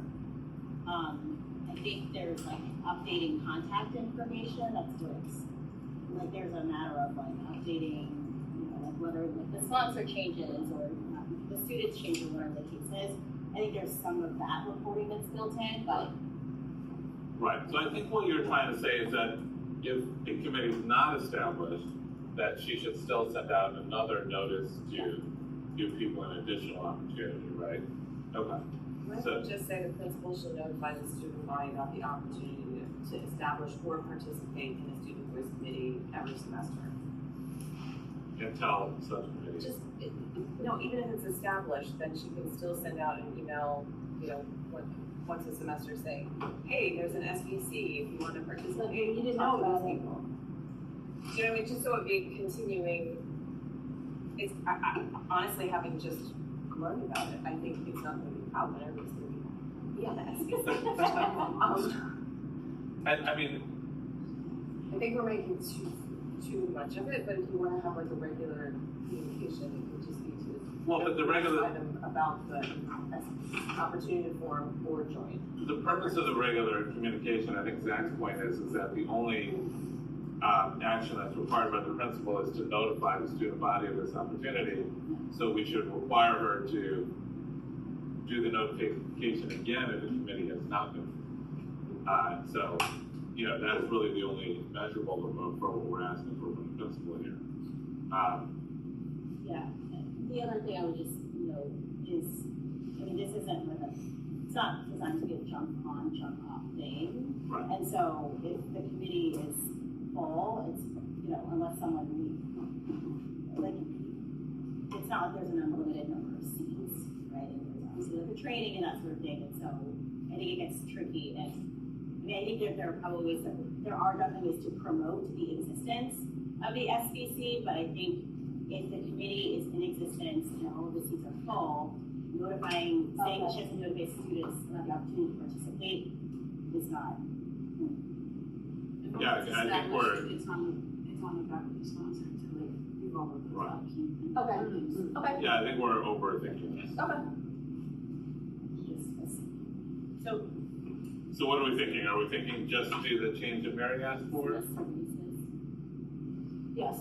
Okay, so until such committee is formed, right? So, Yes. you know, so the principal shall use email communication to notify the student body about the opportunity for them to establish a student voice committee.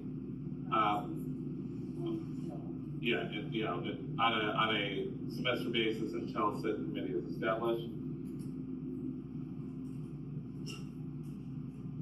Alongside effectively sponsored to support stronger student and adult partnerships and school improvement. The principal shall meet with the committee, with the committee at a minimum of once a month.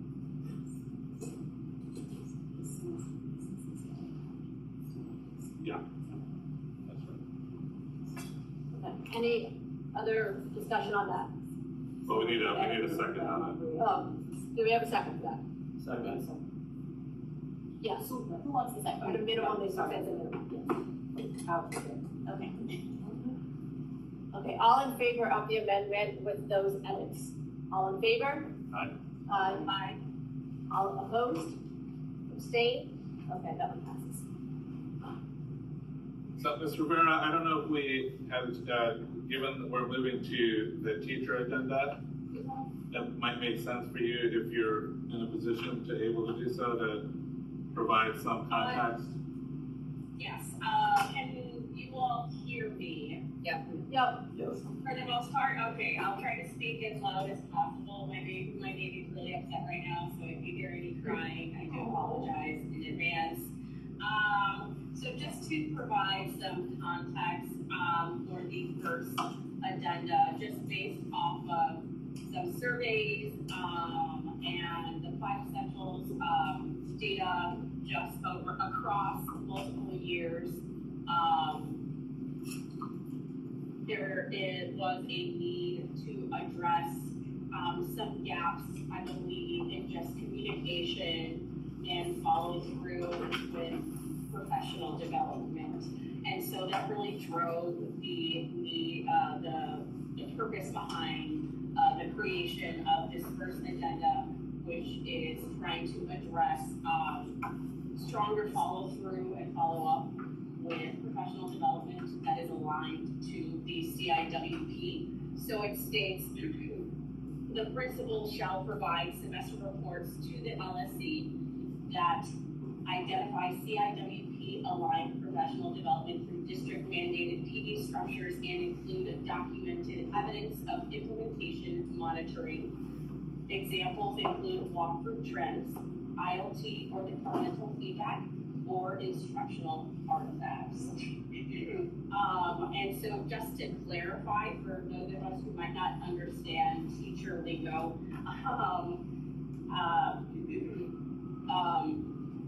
what I'm talking about is just making sure that there are instances in which administration is following through or following up with teachers to ensure that, for instance, depending on our professional development focus for the year, if they are following up with us and soliciting feedback from us to ensure that everything is aligned, and if there is a need to make adjustments with any of our professional developments, whether that's through our weekly department meetings, and they can also elicit some samples of work.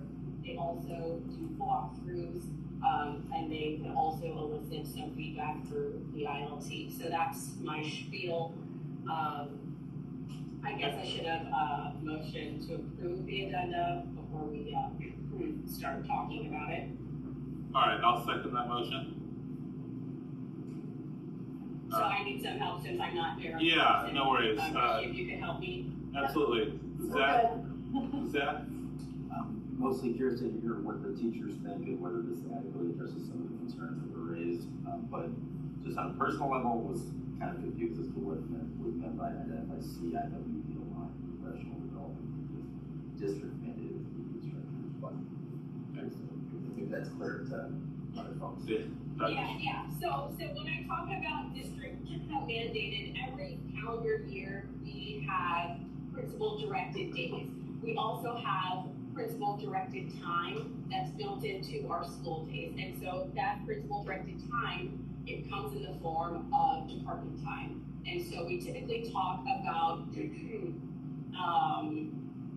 some of our professional development goals for the school year. And so, for instance, this year we're talking about disciplinary literacy. And so we're just trying to ensure that there's stronger alignment and stronger communication and stronger follow through. And with that, based on feedback from surveys and in looking at the 5 essential data from the last 5 years, that has not been as strong. So that's the purpose behind writing that. Does that make a little bit more sense, Zach? The other thing that, if I could add to that, is this is one of the addenda that we have gotten some back and forth feedback from, and so we certainly understand that, especially, you know, and myself included, for non-CPS people, this, you know, can be initially confusing, but we did get some confirmation that, you know, that you know, we think this language would be improved. So as far as substance, absolutely you guys should comment on that, but as far as, you know, we think the language would be okay. Let's gloss over that. Yeah, laws of good language. So, Dr. Shabazz? I just want to share the same thing that I shared with the working group when we went over this. I don't have a lot of professional development days. Every year, we have asked teachers to restructure the days at the beginning of the year and the one day that we have at the end of the year to have more time with teachers so that we can get together monthly for professional development, and that has not been successful, that vote. For the past 3 or 4 years, so that limits the amount of time that we have for professional development. The time that we have together is so few and far in between that when we do have it, there are other district initiatives, things that we have to go over. We have to do certain tabletop drills, like there are certain boxes that we have to check in order to get those things done. I have been asking for more frequent professional development time from teachers. So I just want to put that out there and be very, very clear. All teachers know this because they vote every year. And we have the days that we have. I also do not use my principal directed time because I trust my teachers and I give them autonomy to use that time as they see fit. Our teachers do a lot of grading, they have a lot of things that they're working on, and typically, what you'll see in the elementary school with principal directed time, a teacher will have to cover a recess, they will have to do a lunch duty, they will have to do things like that, and I respect my teachers as professionals, and I don't use that principal directed time. So I just want to say I'm happy to do professional development all the time with teachers. I just need the time to do it. So I'm happy to create a schedule and say, hey, this is when we'll be going over the CIWP aligned initiatives. But we also approve a lot of outside professional development for teachers that is paid for by FOP. Parents help us pay for that. So there's always opportunity for professional development. I think a really great thing to do, and we can put this under this addendum, is when teachers go out for professional development, they come back and they share with their departments what they learned whenever they were gone. I think that's like a great way to get started on that. But in summation, it's hard to do professional development. I don't have the designated time to do it. Suzanne? This one was very confusing to me just because I didn't know a lot of I certainly agree that the professional development should align with the CWWP. That sounds totally reasonable. What the district mandated PD structures are, I'm trying hard to follow you too, Dr. Shabazz, but I don't know if that means that the principal time then is some of the PD time. I'm not sure what some of the follow-up is. So my understanding that district mandated PD are the days that are indicated on the school calendar for professional development days. That's the district mandated PD. And for this school year, I have February 17th, March 17th, April 3rd, which is Good Friday. And teachers get religious holidays that they can take, so I don't know how big of a crowd I'll have that day. And then, June 8th, which is the last day, the last professional development day of the school year. So 4. So 3. So wait though, is what this is requesting, and I apologize, Ms. Rivera, and I'm just maybe not understanding, is for a report that says this is the PD that we did and this is the follow-up to see that it was implemented? I think she wants more, they want more frequent follow-up throughout the year because this year our focus is interdisciplinary literacy and habits. So what they're saying is we want to see like more of a through line in the thread of that professional development throughout the year. At least that's my understanding of it. I know that the IOT is working a lot on the interdisciplinary literacy, and they meet weekly. And my understanding is that the expectation is that those department chairs take that information back to their departments and they work on the disciplinary literacy there. So it's like a continuity thing. It's like the PD that happens in February, there's The PD that happens in August.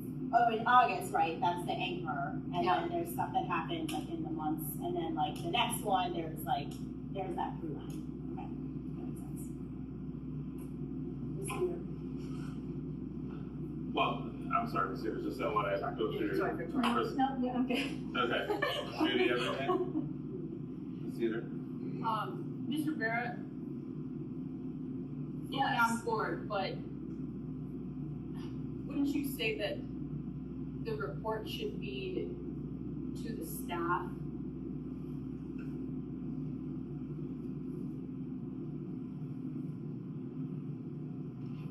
I mean, that typically would happen, we could add that. I mean, I don't think how do you feel about that, Dr. Shabazz? It's the same report. I give it to LSC and the staff. Yeah.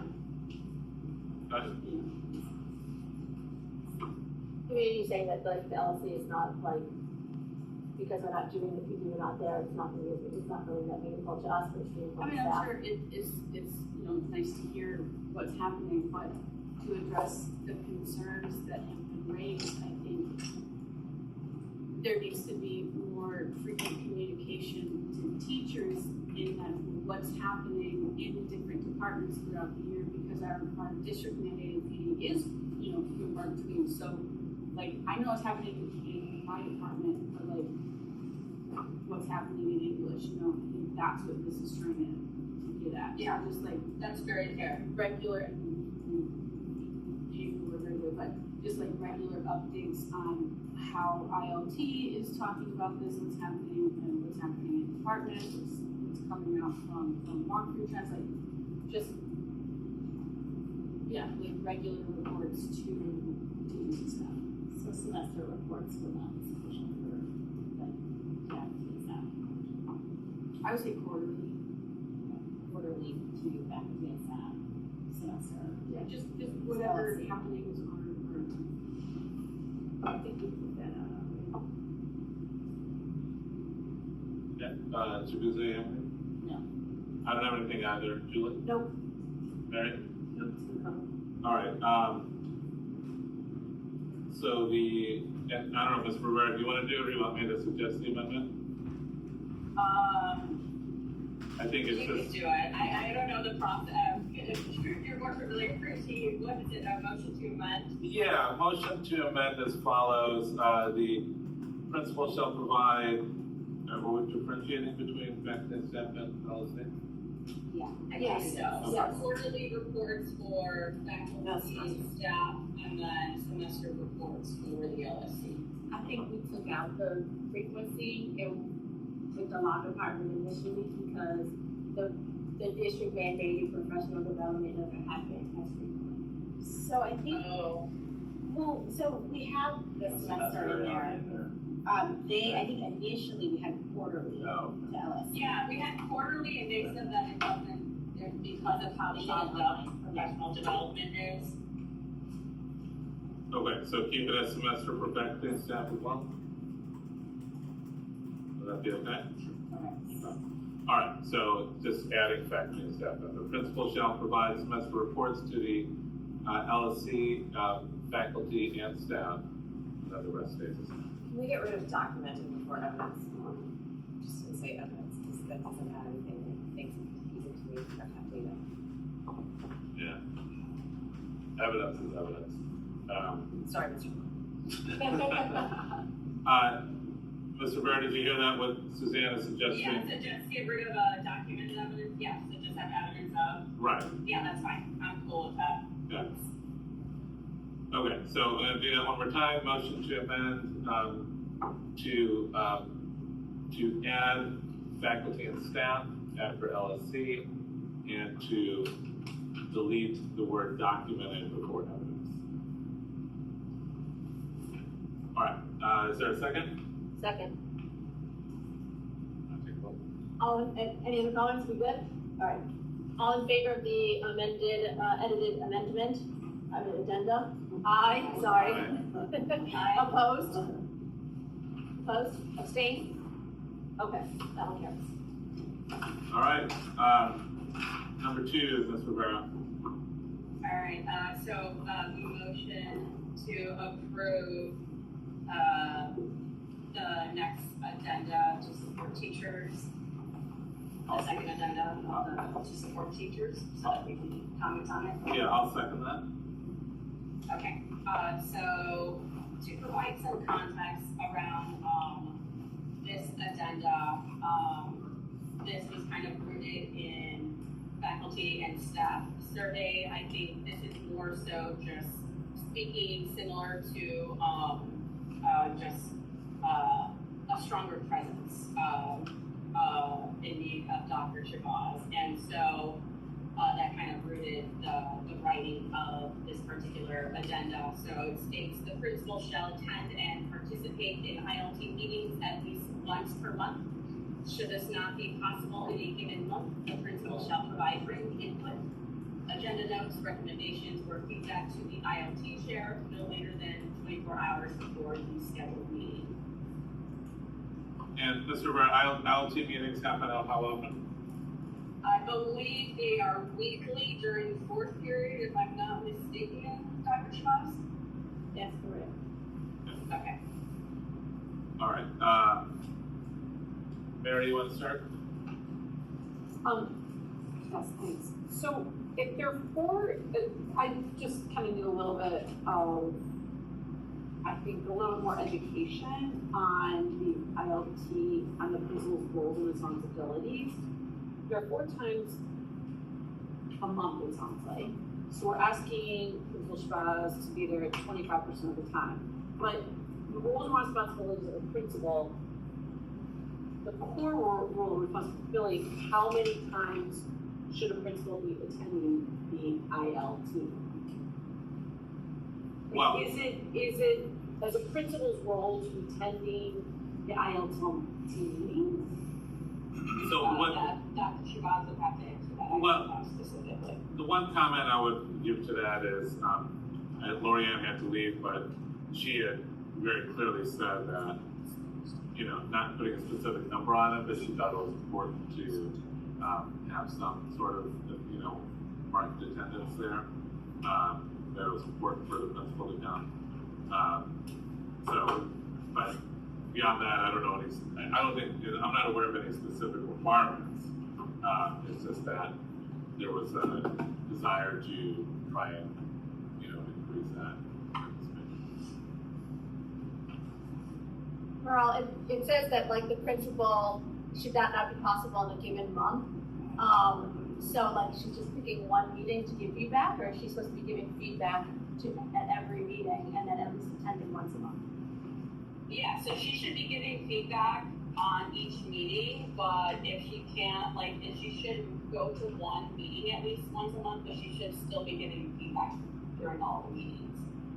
Okay, because it meetings, sorry. So it's So I believe Mr. Castellanos is the ILT chair, so he would typically attend anyways. So the goal is for Dr. Shabazz to also accompany him at least once a month, and then when, regardless if she's there or not those 3 other times, she should also be sending notes and recommendations, etc. That's so, yeah. And that's, Yep, absolutely. because they have it work block, that might be on a different day of the week, every week. Like, for example, yesterday was the IoT meeting, I had a principal network meeting, so I think we had that meeting on that day. It isn't like, okay, IoT meetings are every Tuesday, and it can be a standing meeting. The days fluctuate. Assistant Principal Castellas oversees the IoT, does a fantastic job. What I have seen in my experience as a principal is that if I show up to the IoT meeting, everybody will defer to me to ask me all the questions and do, the feedback. I want to give my administrative team, my leadership team leverage, and that's what distributive leadership is in terms of saying, I trust this person on my team to go to these meetings and provide input and lead those sessions. Mr. Castello spends an extensive amount of time planning those meetings and well planned and well thought out. And we collaborate and we talk about those sessions in advance and after I have a recap. I just think that it might be an issue of folks not knowing that I'm communicating with Mr. Castello and the views and objectives and opinions that are going through that meeting. We work on that in collaboration. But I don't think it's a good, I'm gonna say it to be funny. If I'm in an IoT meeting with 3 other assistant principals, who's out reading the students that's in that other part of the event? Right, like, who's answering those emails? Who's meeting, like, I don't think 4 administrators should all be in that IoT meeting all the time. And right now, all 3 assistant principals attend those meetings. So I think at least once a month is sufficient because I am a part of those meetings even if I'm not there. That's just fine. Right. Was there anyone who was asking for more? I don't know if that was. No, I think she was just asking for the feedback and all the other meetings. Right. Okay. Julie, you have anything else? No, I just think it needs to be fixed so that if they really want feedback, and it doesn't, the feedback doesn't, the written input doesn't sound extremely onerous, it's just agenda notes like, the agenda looks great, I'll talk about the Castellas, or you know what, I recommend this too. And I gave that my feedback to Dr. Castellas, and that sounds like an email just to satisfy that. I don't know how helpful that is, but if they wanted it every meeting, then it should be edited, because it says should not be gospel in the given month. I don't know how important it is. Well, so the way I read it, I just want to make sure I'm following what you're saying. Should this not be possible in a given month, the principal shall provide written input. So the way I read that is that if she's not able to attend, then she must provide some written input, at least 24 hours before the meeting. Yeah, but the meetings are happening every week. No, that's before the one meeting. Right. Before the ones before. Oh, That's what so the she language says. picks one. Yeah. Okay, that's fine. Okay, I got it. All right. Okay. I think that's all right. Okay. I don't have anything further on this. That's fine. Judy? Victoria? Suzanne?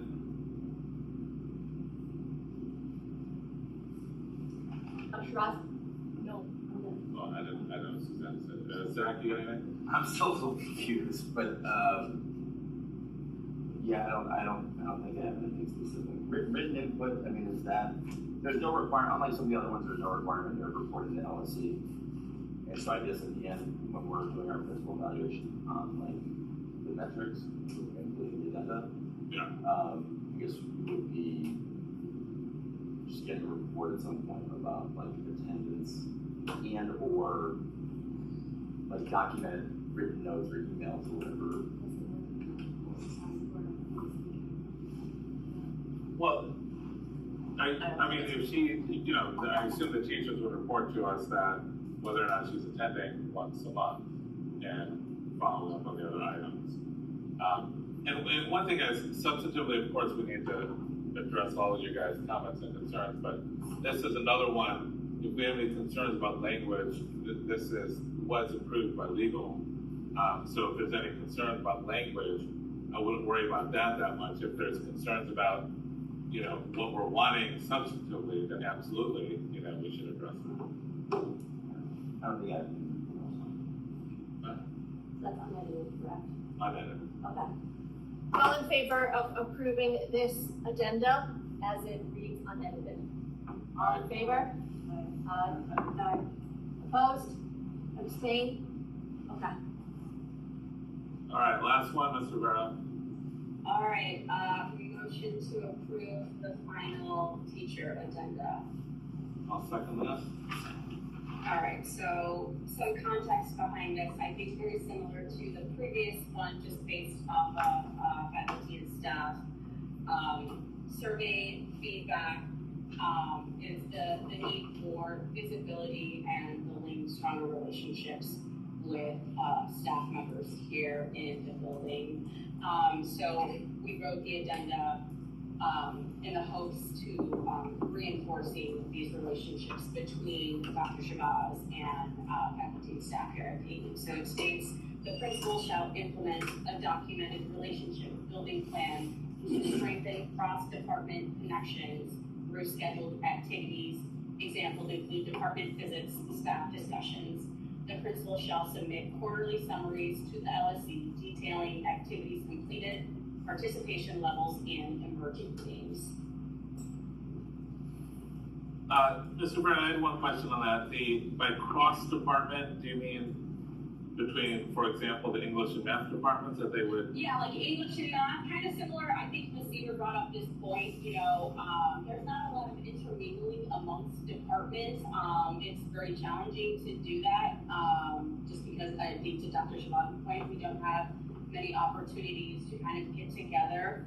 And so this is a hope to kind of establish stronger routines, stronger relationship building among staff members and amongst the administration. Got it. Mary, let's start with you. I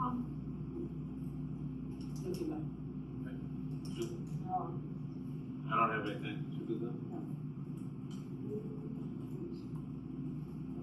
Victoria? Suzanne? I think this should be each semester. I just worry that we're increasing reporting, which leaves less time to actually do some of this. And is there a reason we wouldn't have like cross and intra-department connections? I think the feeling is the inter-department, correct? It's already, okay, Good. okay, that's a question. And then instead of detailing, I would just say explaining, so it's not like, okay, we need a list of everything we talked about.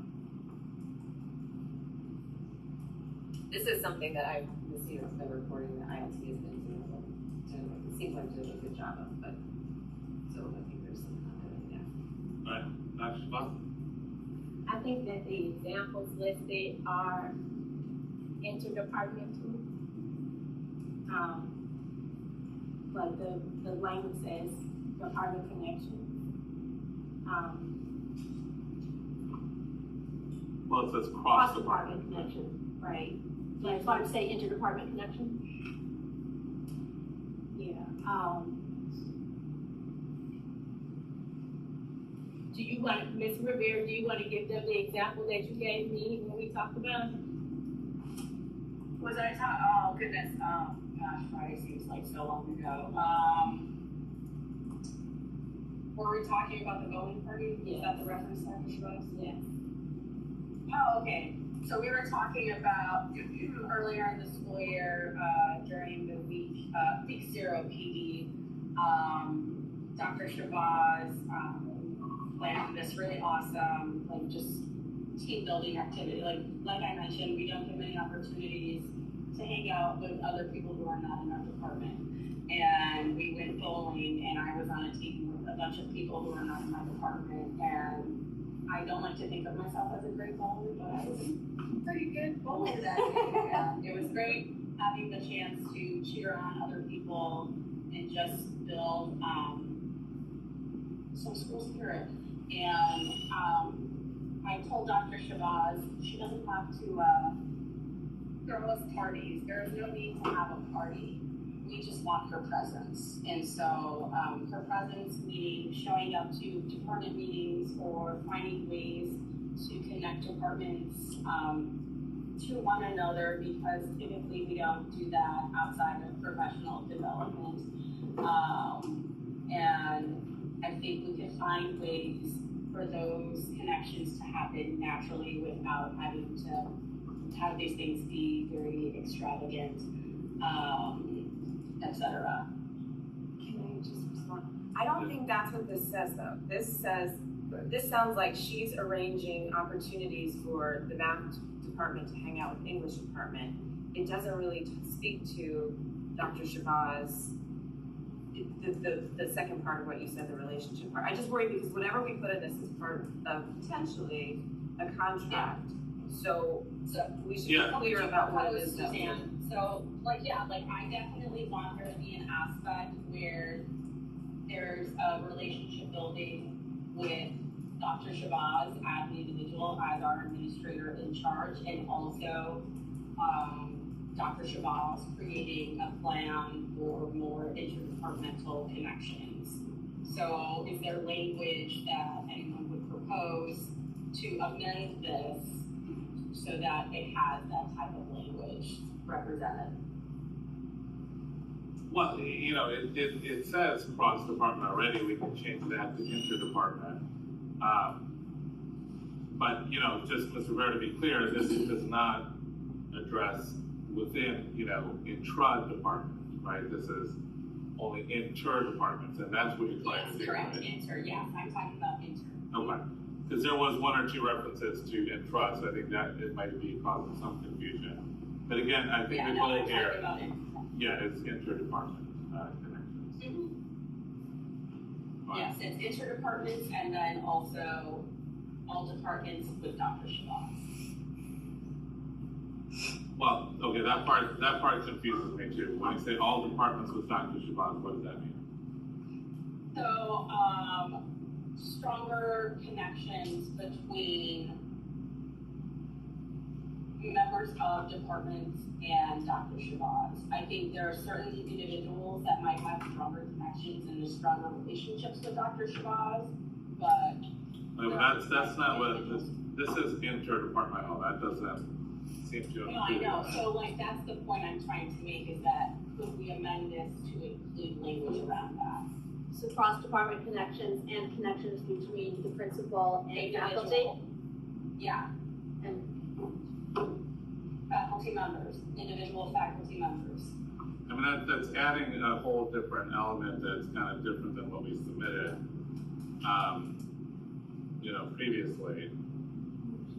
And well, if you don't make it so specific as to individual faculty members, but cross-department connections and connections between departments and Dr. Shabazz, it's still the same things that she's going to be doing. She'd be visiting during meetings. She was I don't think that's making it a huge difference. I think the language would be keeping interdepartmental, and then adding and her participation in those events. That would be the way to word it. okay. The principal shall implement a relationship building plan to strengthen connections between departments and with the principal. I think it addresses it at the beginning, Suzanne. The principal shall implement and when feasible, take part in. Wow. That's the action piece, right? Yeah.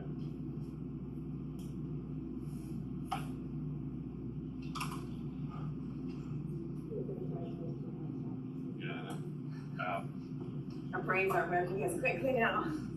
I know, but I'm working overnight, so I have a hard stop in 10 minutes. Okay, so I'm gonna make a motion to amend this addenda to say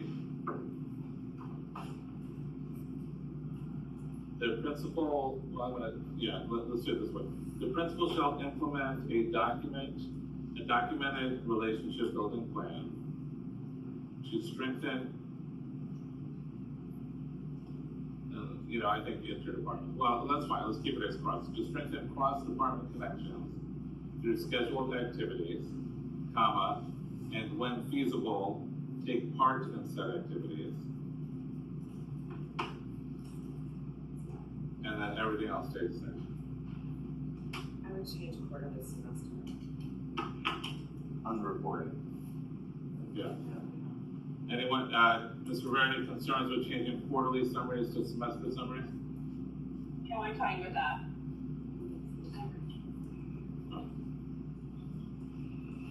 Okay, so again, what we're adding is, after scheduled activities, when feasible, to, what is it? To attend. When feasible to attend said activities. And then changing quarterly to semester. Okay. Any further comments or discussion on that? Actually, I made that motion. Do we have a second on that amended motion? Second. All right, any further discussion or comments? All in favor of the edited amendment, or agenda, sorry, I keep doing that. All in favor? Aye. Aye. Opposed? Abstained? Okay. Okay, awesome, guys. You know, Julie's got a hard stop here in a few minutes, but, you know, as we had said up front, you know, hopefully you guys agree that we've worked hard to address all the different areas that has been informed by all the different evidence that we've considered. But, you know, we did want to give, if there's anyone that wanted to suggest an additional agenda, is there anyone that wants to suggest an additional agenda?